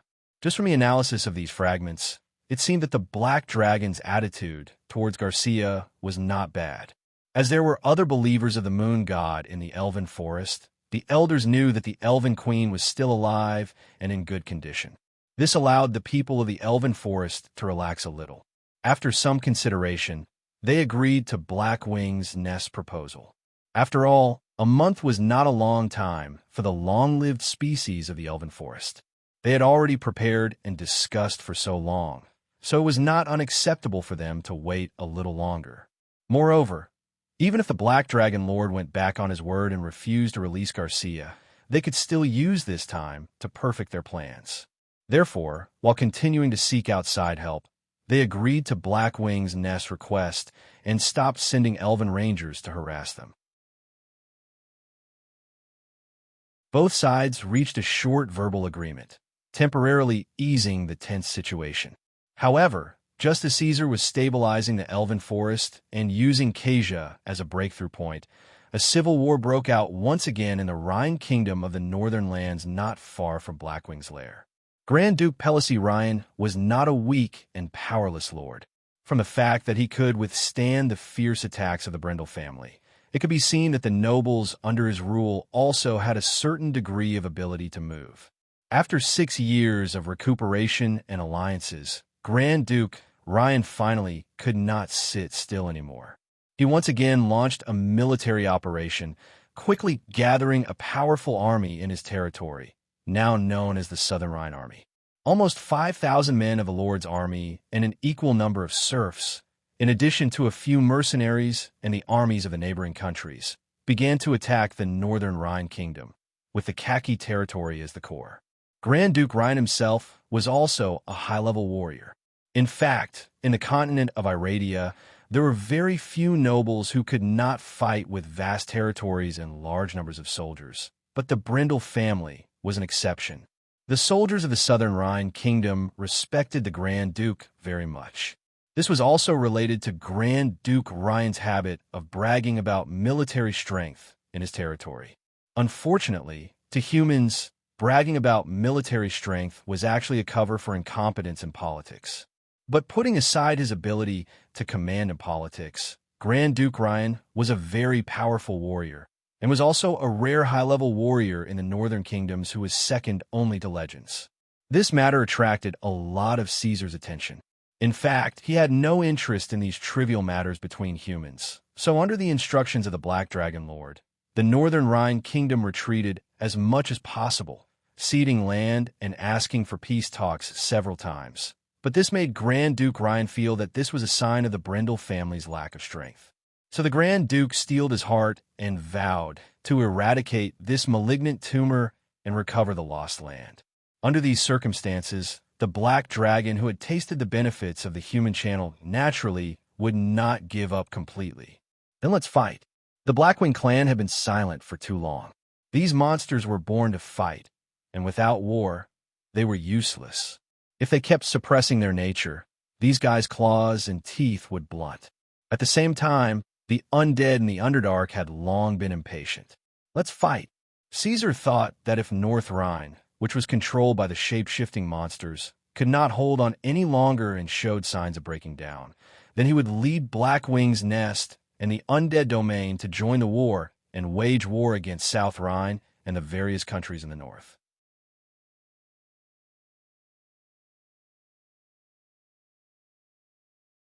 Chapter 209. Caesar soared above the clouds, the turbulent airflow behind him dispersing the rain clouds that filled the sky. The sunlight shone brightly, spilling into the dense forest. At the same time, the Black Dragon Lord's oddly shaped armor scales reflected and scattered faint starlight. This guy's dragon scales were not smooth, and it was even more so after he obtained the Bio Boost armor. Other than that, some parts of his body were gradually transforming, seeping out a black-gold color. Looking at it and touching it, one could feel a frosted texture. The frosted color seemed to be coated with a layer of high-quality wax, and under the sunlight, it presented a fragmented arc of starlight. It could be seen that this was a beautiful, healthy, and extremely strong black dragon who was on his way to becoming a legend. In fact, after Caesar woke up today, he had just stepped into the most beautiful stage of his life, a teenage dragon. Most true dragons at this age would begin to live alone. Evil dragons would banish their children, while good dragons would let their children go out to explore. Because teenage dragons were the beginning of true dragons' spell-casting abilities, the young dragons would begin to have a certain degree of self-protection. As for Caesar, as long as he did not harm others, they would be thankful. The conditions mentioned before meant that once this black dragon appeared, he would become the ideal partner of many female Penishade dragons. Caesar had tried to seduce her brother more than once, both openly and secretly. Unfortunately, Caesar's interest in little female dragons was not as high as his new captive, and he did not intend to take Garen's job for himself. To be honest, Kasia's allure was still quite strong, especially after she had taken care of according to the Black Dragon's wishes. She was even more eye-catching, and it was no wonder that she would become the dream lover of almost all the unmated creatures in the Elven Forest. In fact, during this period, Kasia had indeed been deliberately showing off her charm. After getting in touch with the Black Dragon Lord, she realized that Caesar Tangerine was not a pure evil creature, and he was not as passionate about the mother of evil dragons, Tiamat, as she had imagined. As a result, the pure elven queen subconsciously led the black dragon to be kind, and had the intention to deviate from his camp. Interestingly enough, Kasia's idea of influencing the Black Dragon Lord was the same as Caesar's idea of corrupting the elven queen. The more he thought about it, the more Garcia felt that this method was feasible. As long as the Black Dragon Lord was inclined towards the good faction, the Blackwing's lair would naturally collapse on its own. The threat to the Elven Forest would also be resolved and cease to exist. For this, she was willing to do her best, even if Caesar maintained a high-speed flight in the sky. Normally, the usually gloomy Black Dragon Lord would not be interested in this, but ever since Luna returned, his restless mood had calmed down a lot, and his interest had gradually increased. Today, he was suddenly interested in trying out his flying skills. After all, there were too many tricks that could be done with jet wings, and it was very fun to play with. Sudden stop, reverse flight, barrel roll, spiral. The Black Dragon performed all kinds of stunt flying moves. It was obvious that this kind of flying method was far better and faster than ordinary dragons. It would be even better if we could solve the problem of energy replenishment. This was the only problem that he had to face. Caesar always thought of this subconsciously. On the other hand, under the orders of the Black Dragon Lord, the North Rhine Kingdom, which was controlled by the shapeshifters, could no longer hold back. They blew the horn for a counterattack, gathering all the troops in khaki and declaring war on the South Rhine kingdom. However, the military strength was very different. The army led by Grand Duke Lionheart was equipped with allies and mercenaries that he had spent a lot of money to recruit.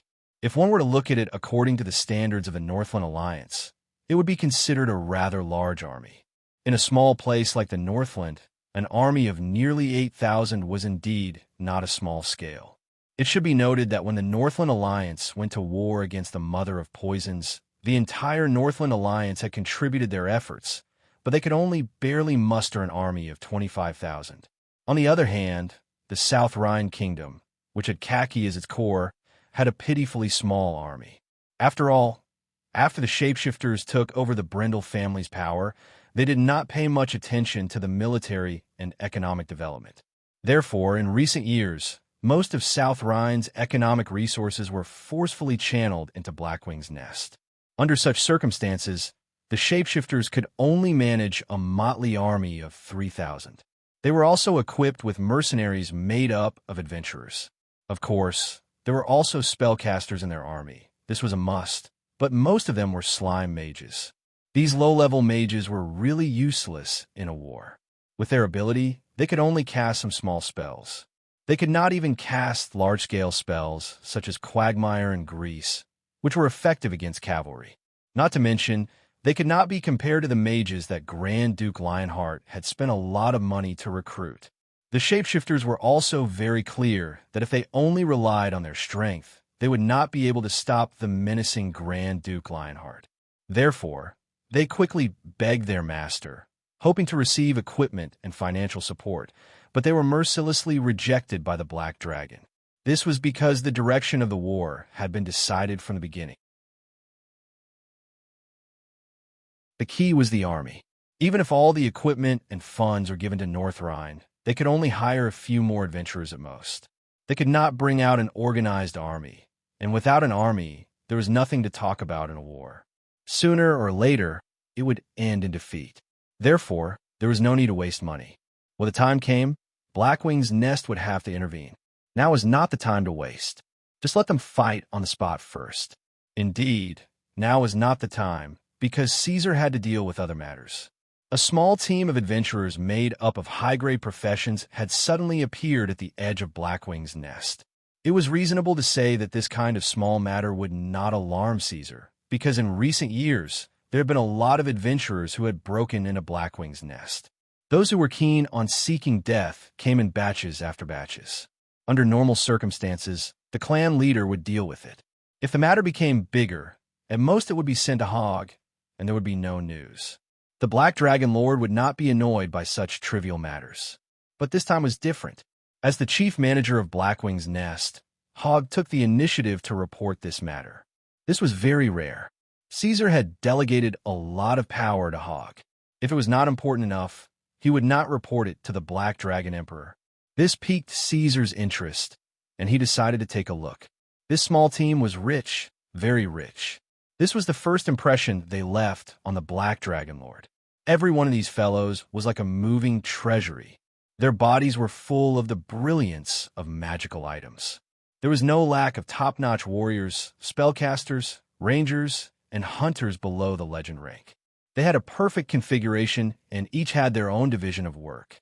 This was a high-level team in the truest sense of the word, the kind that could threaten the Black Dragon Lord. They could find a foothold anywhere in the Iradia continent. But this was Blackwing's nest, the territory of the Dragon Lord. Therefore, Caesar was not afraid at all. He walked forward and looked down at these people. If it were any other true dragon, seeing these walking treasures, they would probably immediately lead their followers to attack, drooling over the treasures. But Caesar did not. The Black Dragon only looked at them calmly, waiting for them to express their intentions.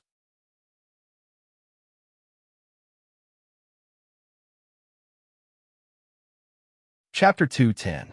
Good day, Black Dragon of the North. When they saw the Black Dragon, they were not shocked by the ferocious strength of the Dragon King. Instead, they greeted Caesar calmly. They were not moved at all and were very calm. At first, Caesar thought that they were warriors of justice who came to rescue Casia.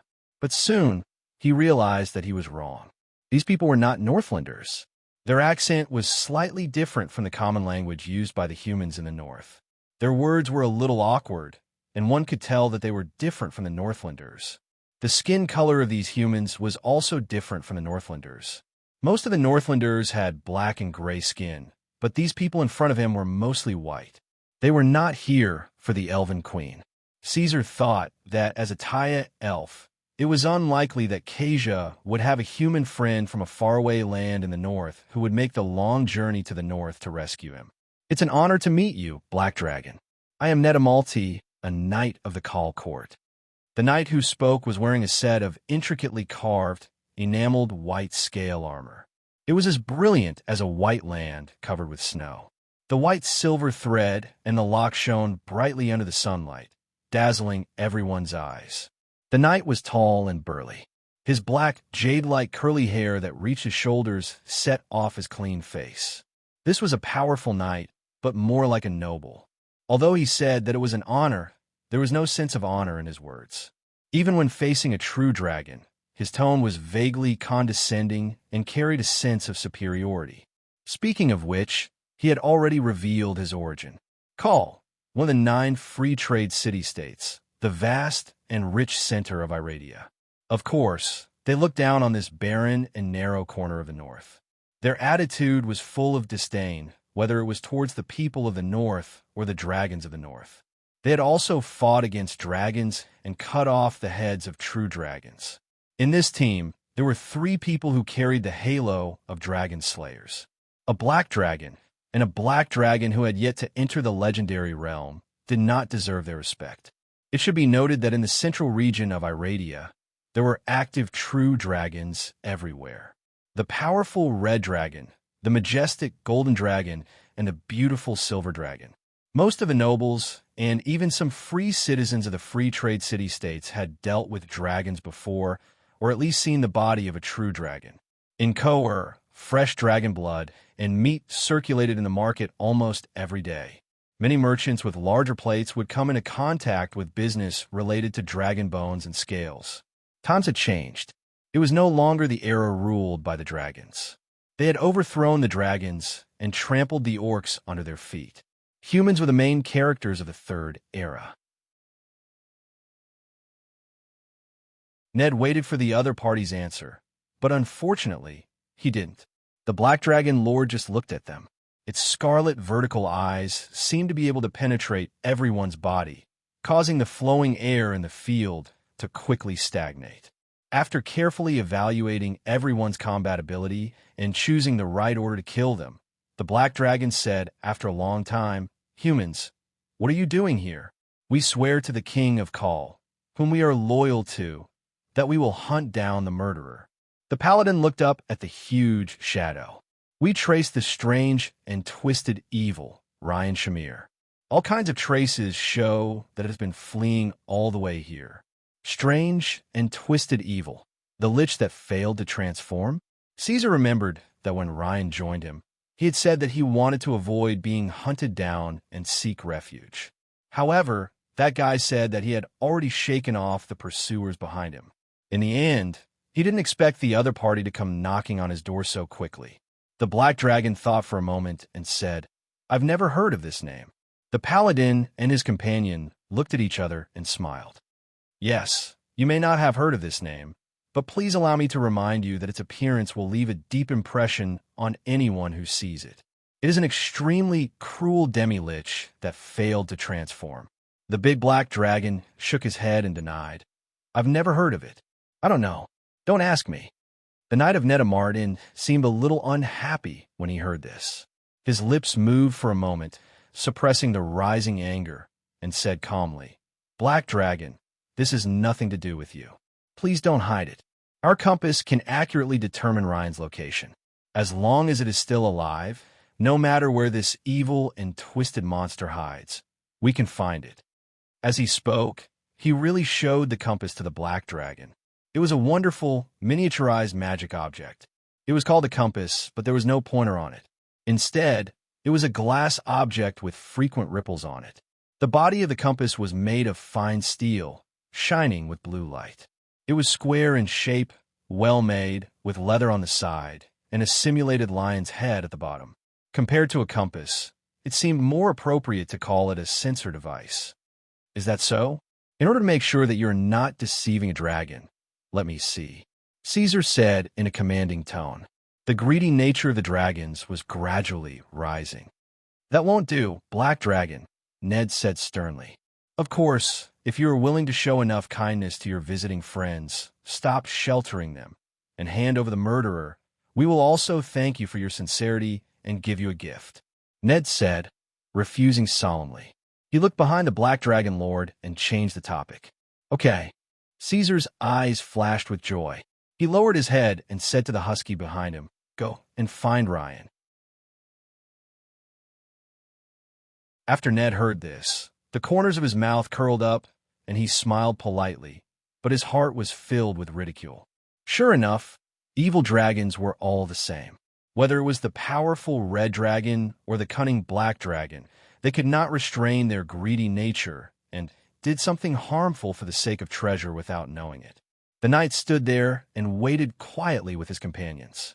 The half-liches who had moved to the habitat of the ordinary clans quickly arrived.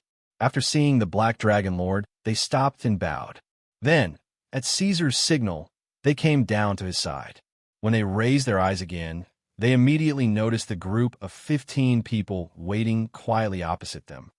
They're here for you, Caesar said at the right time, his meaning unclear. They're here to kill me. The Demolika's expression did not change, but his heart was uncontrollably shaken. The Demolika's perception was not weaker than the forest sprites. From the moment they met, he could feel the terror of this hunting team. There were not many familiar faces, but Ryan knew that every one of them had the ability to kill him. From the very beginning, the hunting party had been very strong. Every time he encountered them, he would need to use his body, which was close to that of a lich's, to barely escape after paying a huge price. And as the hunting party continued to be replaced, and their strength became stronger and stronger, Ren didn't know how many more times he would be favored by the goddess of luck. This was the reason why he, as a half-liches and a knowledgeable spellcaster, was willing to become the claws and teeth of the evil dragons. However, such a team was a little stronger than expected. It was more than enough to kill him. Logically speaking, John Arthur and the King of Call would not send such a team to hunt him down, unless they already knew that he was hiding in Blackwing Lair, so they sent more powerful subordinates to supplement their strength. They only came to ask for him after they had enough confidence. With such a threat, would the Dragon King hand him over? Ryan was not sure.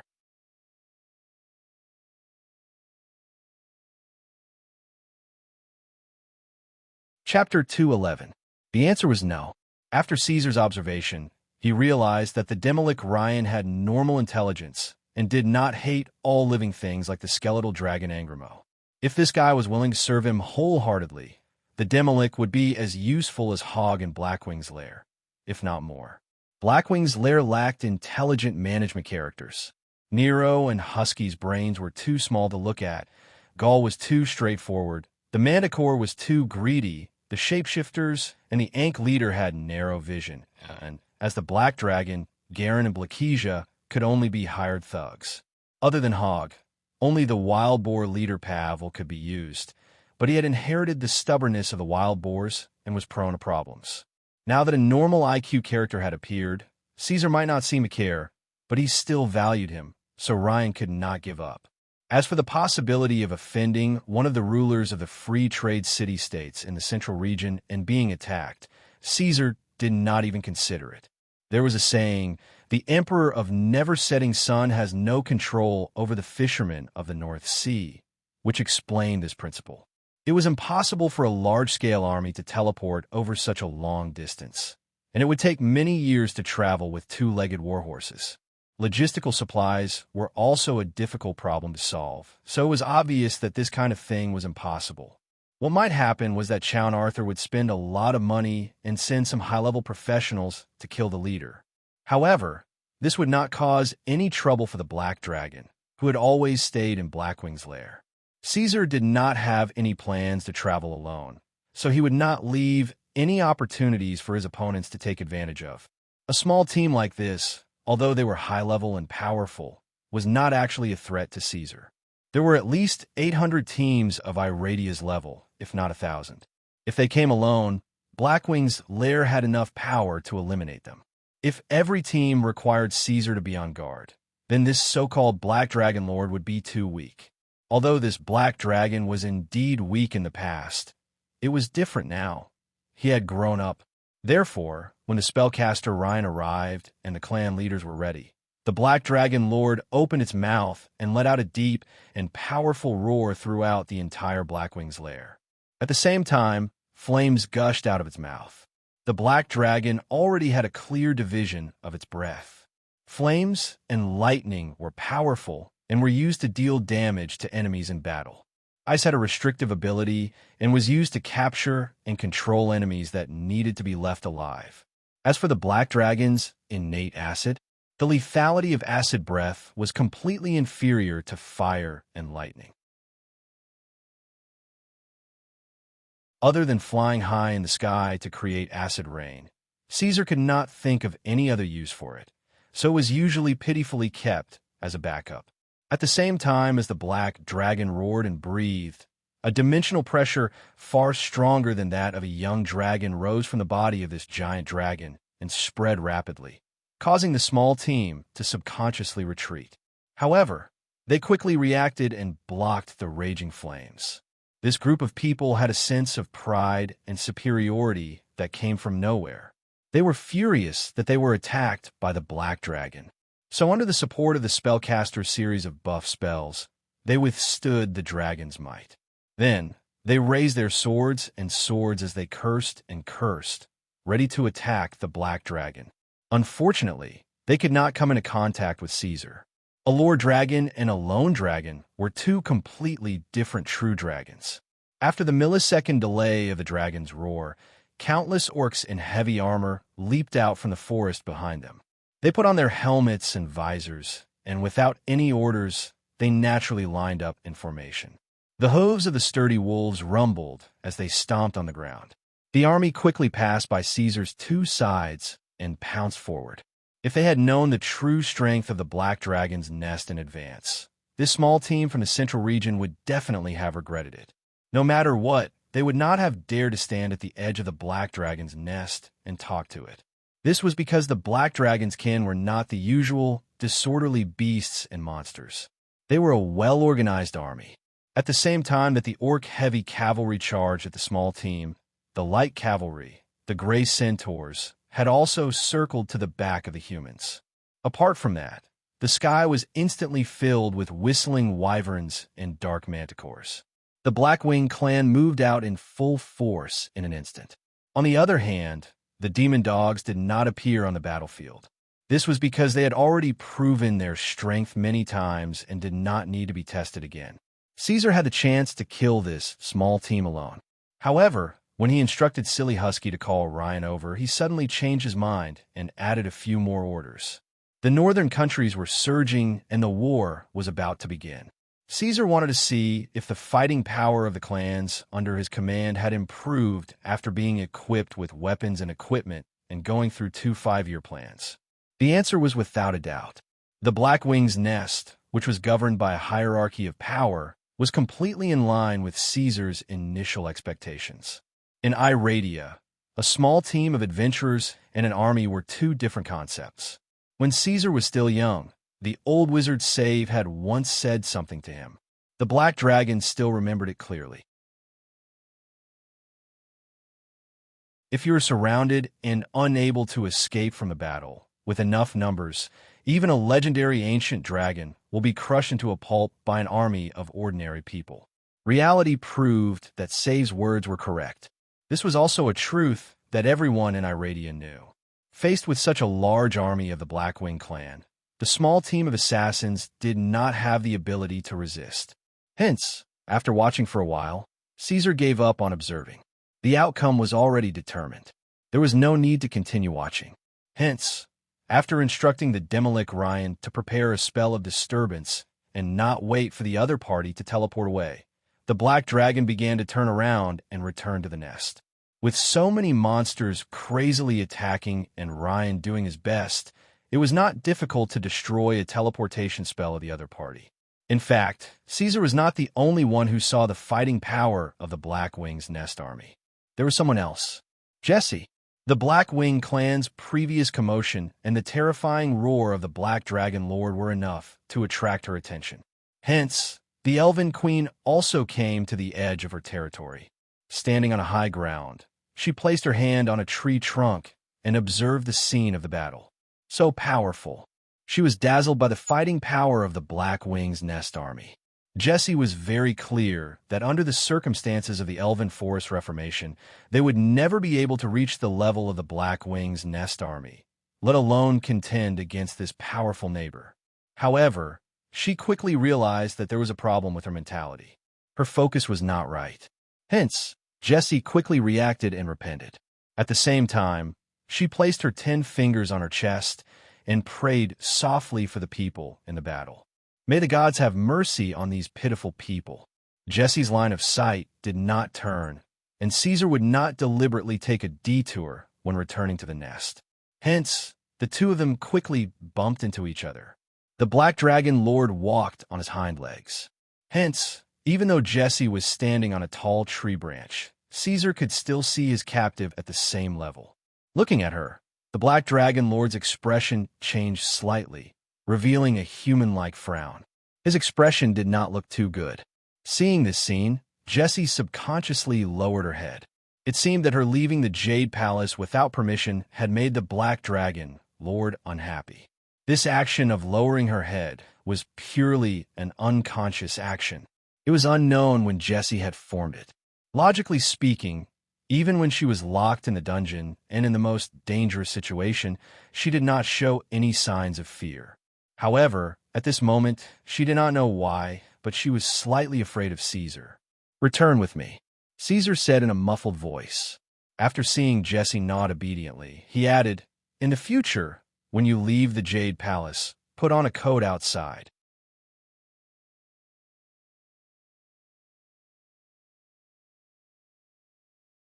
Chapter 2:12.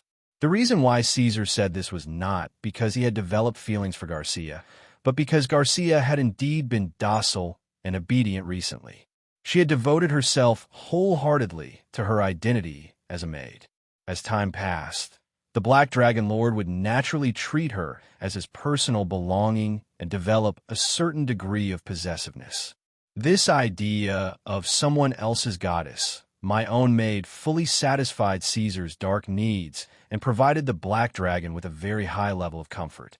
Speaking of which, Caesar felt very good seeing Garcia wearing a collar and kneeling in front of him. But that was all. As for the rest of the plot, Caesar could only think about it in his heart. He still did not dare to do anything to the Black Dragon. Luna would be very sad. Since he had already promised Luna to marry her, Caesar would definitely not do anything that would make her sad. The Black Dragon Lord's current goal was to make himself stronger and better his genes as soon as possible so that he could be prepared to create a new species. Fairy Dragon? This name sounded all right. He hoped that she could inherit his strength and magic resistance, as well as the forest fairy's perception talent. As for the rest, Caesar did not have any extravagant hopes. These were already very powerful, and the Dragonmaw clan was counting on them. The little girl was only in her early 20s, and the forest fairy was far from being an adult. The Black Dragon had already begun to think about these things. If Luna were to know about this, she would probably ignore him for a long time. Putting aside his messy thoughts for the time being, Kasia's corruption had already progressed to this stage. In terms of emotions, it was already sufficient. If Kasia were to continue down this path, it might develop in a strange direction. This was something that Caesar did not wish to see. After all, even intelligent creatures could be tamed. In his previous life on Earth, this pattern was known as the Stockholm Syndrome. In Eladia, it was known as the evil corruption. There was no need to explain how such a situation happened. Recently, Garcia had already begun to show some obvious signs. Caesar could see it very clearly. Perhaps she would occasionally become alert, but in Blackwing's lair, which was completely isolated from the outside world and unable to come into contact with the concept of kindness. Garcia could not do anything alone. This corruption process was almost unstoppable. Now it was time to stop. What Caesar needed was an elven queen with her own thoughts and abilities, an independent personality, not a female slave who served the Black Dragon wholeheartedly and had been completely trained. This would not do. He had thought about it. It was best not to completely corrupt Garcia and make her lose her god's favor and fall into the abyss of evil. In the end, he would probably only obtain a vase with low combat strength. In reality, this outcome was meaningless other than satisfying Black Dragon's dark sexual fetishes. After all, under such circumstances, it would be difficult for Garcia to return to the elven forest and continue to rule over the people who originally belonged to her. If the change was too great, the creatures in the elven forest would quickly notice the difference in their queen. When that happened, they would cast an alignment verification spell on her, and everything would be over. Creating a powerful queen would be enough. Garcia would get close to Caesar and learn the excellent system of Blackwing's lair. Then, she would return to the elven forest and walk a path that she believed was right and do what she believed to be right. That would be enough. At present, it seemed that Caesar had already achieved half of his goal. He only needed to add fuel to the fire, and Garcia would be able to return. After all, the Black Dragon still had other things to do. The elven forest was indeed important, but it was not as important as the northern kingdoms. He did not have the time to spend all his effort on the elven queen. The war in Lion Kingdom was just as Caesar had predicted. Grand Duke Lionheart's morale was high, and he had taken down many cities. The shapeshifter's abilities were limited, and it was difficult to count on them to play any tricks with the disparity in military strength. Even if Caesar had tried to mobilize them from afar, the results were not ideal due to the delay and many problems with the details. As time passed, more and more problems appeared on the North Rhine side. The most important thing was that the person who had acted as Brendel's guardian, Nina, had been assassinated. The ugly shapeshifter's true forms were exposed. Although they tried their best to cover up the news, they still could not stop the news from spreading like a hurricane. The North Rhine army's already low morale became even more unstable. Under such circumstances, Caesar could no longer sit on the sidelines. He sent an army to assist North Rhine. Damn it. Caesar, that guy. How long does he plan to let us stay here? A world full of undead is so boring. On the ground that was completely cold and hard because of the shadow elemental invasion, the little female dragon who had grown up a little bit laid her neck flat on the ground. She stared at the unintelligent skeletons walking around in front of her and wagged her tail as she spoke to Garen, who was lying on a twisted tree gnawing on it. Blakesia was full of resentment. They were also young dragons. As the Black Dragon of the Penishade dragons, their nature also desired war, wealth, and power. However, there was nothing in the vast undead domain except for skeletons and undead. There was also the skeletal dragon that was extremely strict with them. When the great Blakesia reaches adulthood, I will definitely crush that skeletal dragon into pieces. Blakesia always said this, but Garen knew that the little female dragon was just saying it for show. He knew that Blakesia was quite afraid of Ingalmo and was even more afraid of the skeletal dragon than Ortolanzo. However, Garen was not like that. He knew that the skeletal dragon was just a lackey for Caesar's subordinates. The only one who could truly make him fearful was his unknown brother. When we reach adulthood, Ortolanzo will probably let us out. Garen tried to continue the little female dragon's words. Caesar is too much. We came all the way here to seek shelter from him. Blakesia complained as if she had forgotten that she was originally here to look for Sylvia. However, asking her to rush out and settle the score with Caesar, Blakesia did not have the guts to do that. She did not even dare to curse secretly like how she cursed the skeletal dragon. Caesar's strength was deeply imprinted in her heart. She was afraid that Caesar had some strange ability that could detect her every move.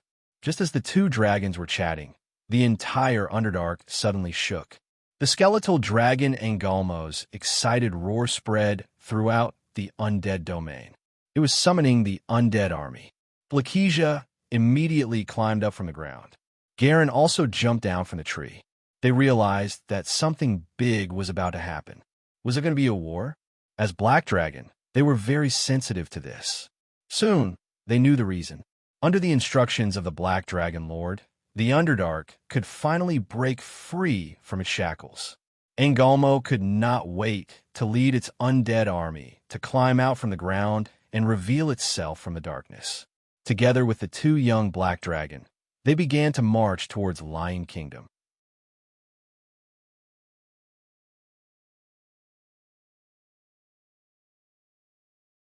Chapter 213. In the Emerald Palace, Caesar was lying lazily on a special giant cushion. Garcia was wearing a veil and kneeling beside his head, feeding him fresh grapes that were peeled and seeded. Ever since he had a female slave, this guy had been enjoying himself more and more. He had completely transformed into a corrupt, evil dragon. However, Caesar did not feel that there was anything wrong with this. After completing his revenge, he continued to work tirelessly to strengthen his power and expand his influence. Wasn't to make his life more comfortable?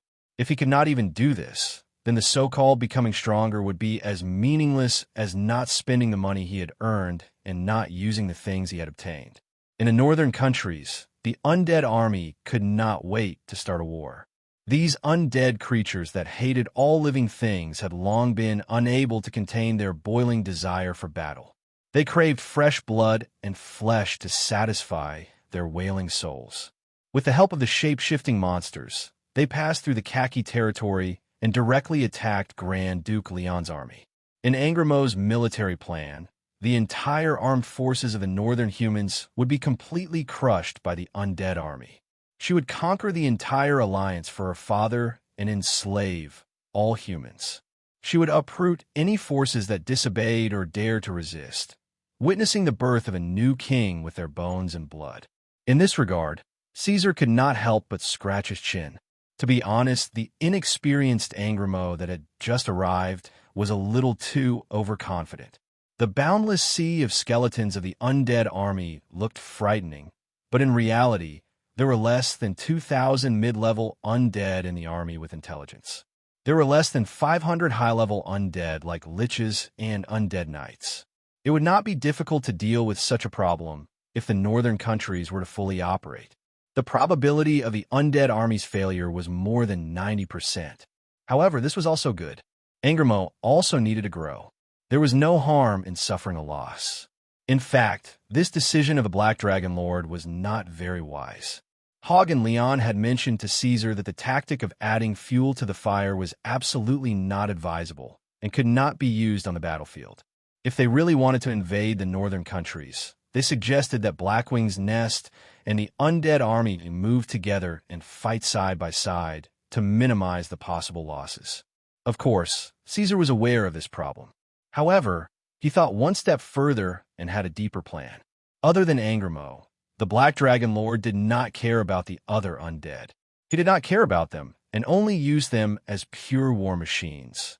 In fact, their purpose was. Therefore, he did not care about the casualties of the undead army. The sudden invasion of the undead army would definitely be met with the full resistance of the northern countries. Caesar wanted to use them to test the waters, to see how deep the waters of the northern countries, which even the mother of poisons did not dare to take the initiative to invade, were, and where their roots were. However, the two little dragons trembled with excitement at Caesar's idea of conquering the northern countries. The Black Dragon Lord was more and more certain that the blood of the red dragon flowed in these two fellows.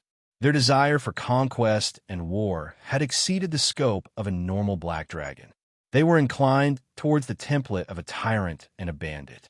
As for a normal black dragon, most of them were not interested in war. Although they also had an unavoidable instinct to conquer, most of them preferred to use strategies, seduction, and other roundabout methods.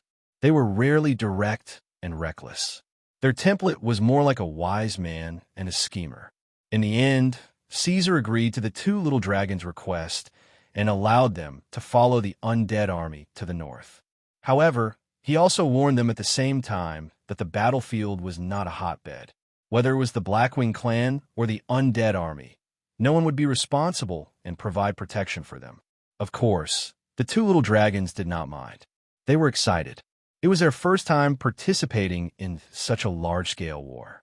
They could not wait and were extremely excited. Two stupid fellows. Not thinking about them anymore, the black dragon enjoyed the elven queen's service while chatting with her. Kasia. Caesar bit the apple she handed to him and swallowed it. Then he said, "Do you mind letting me know more about the elven forest?"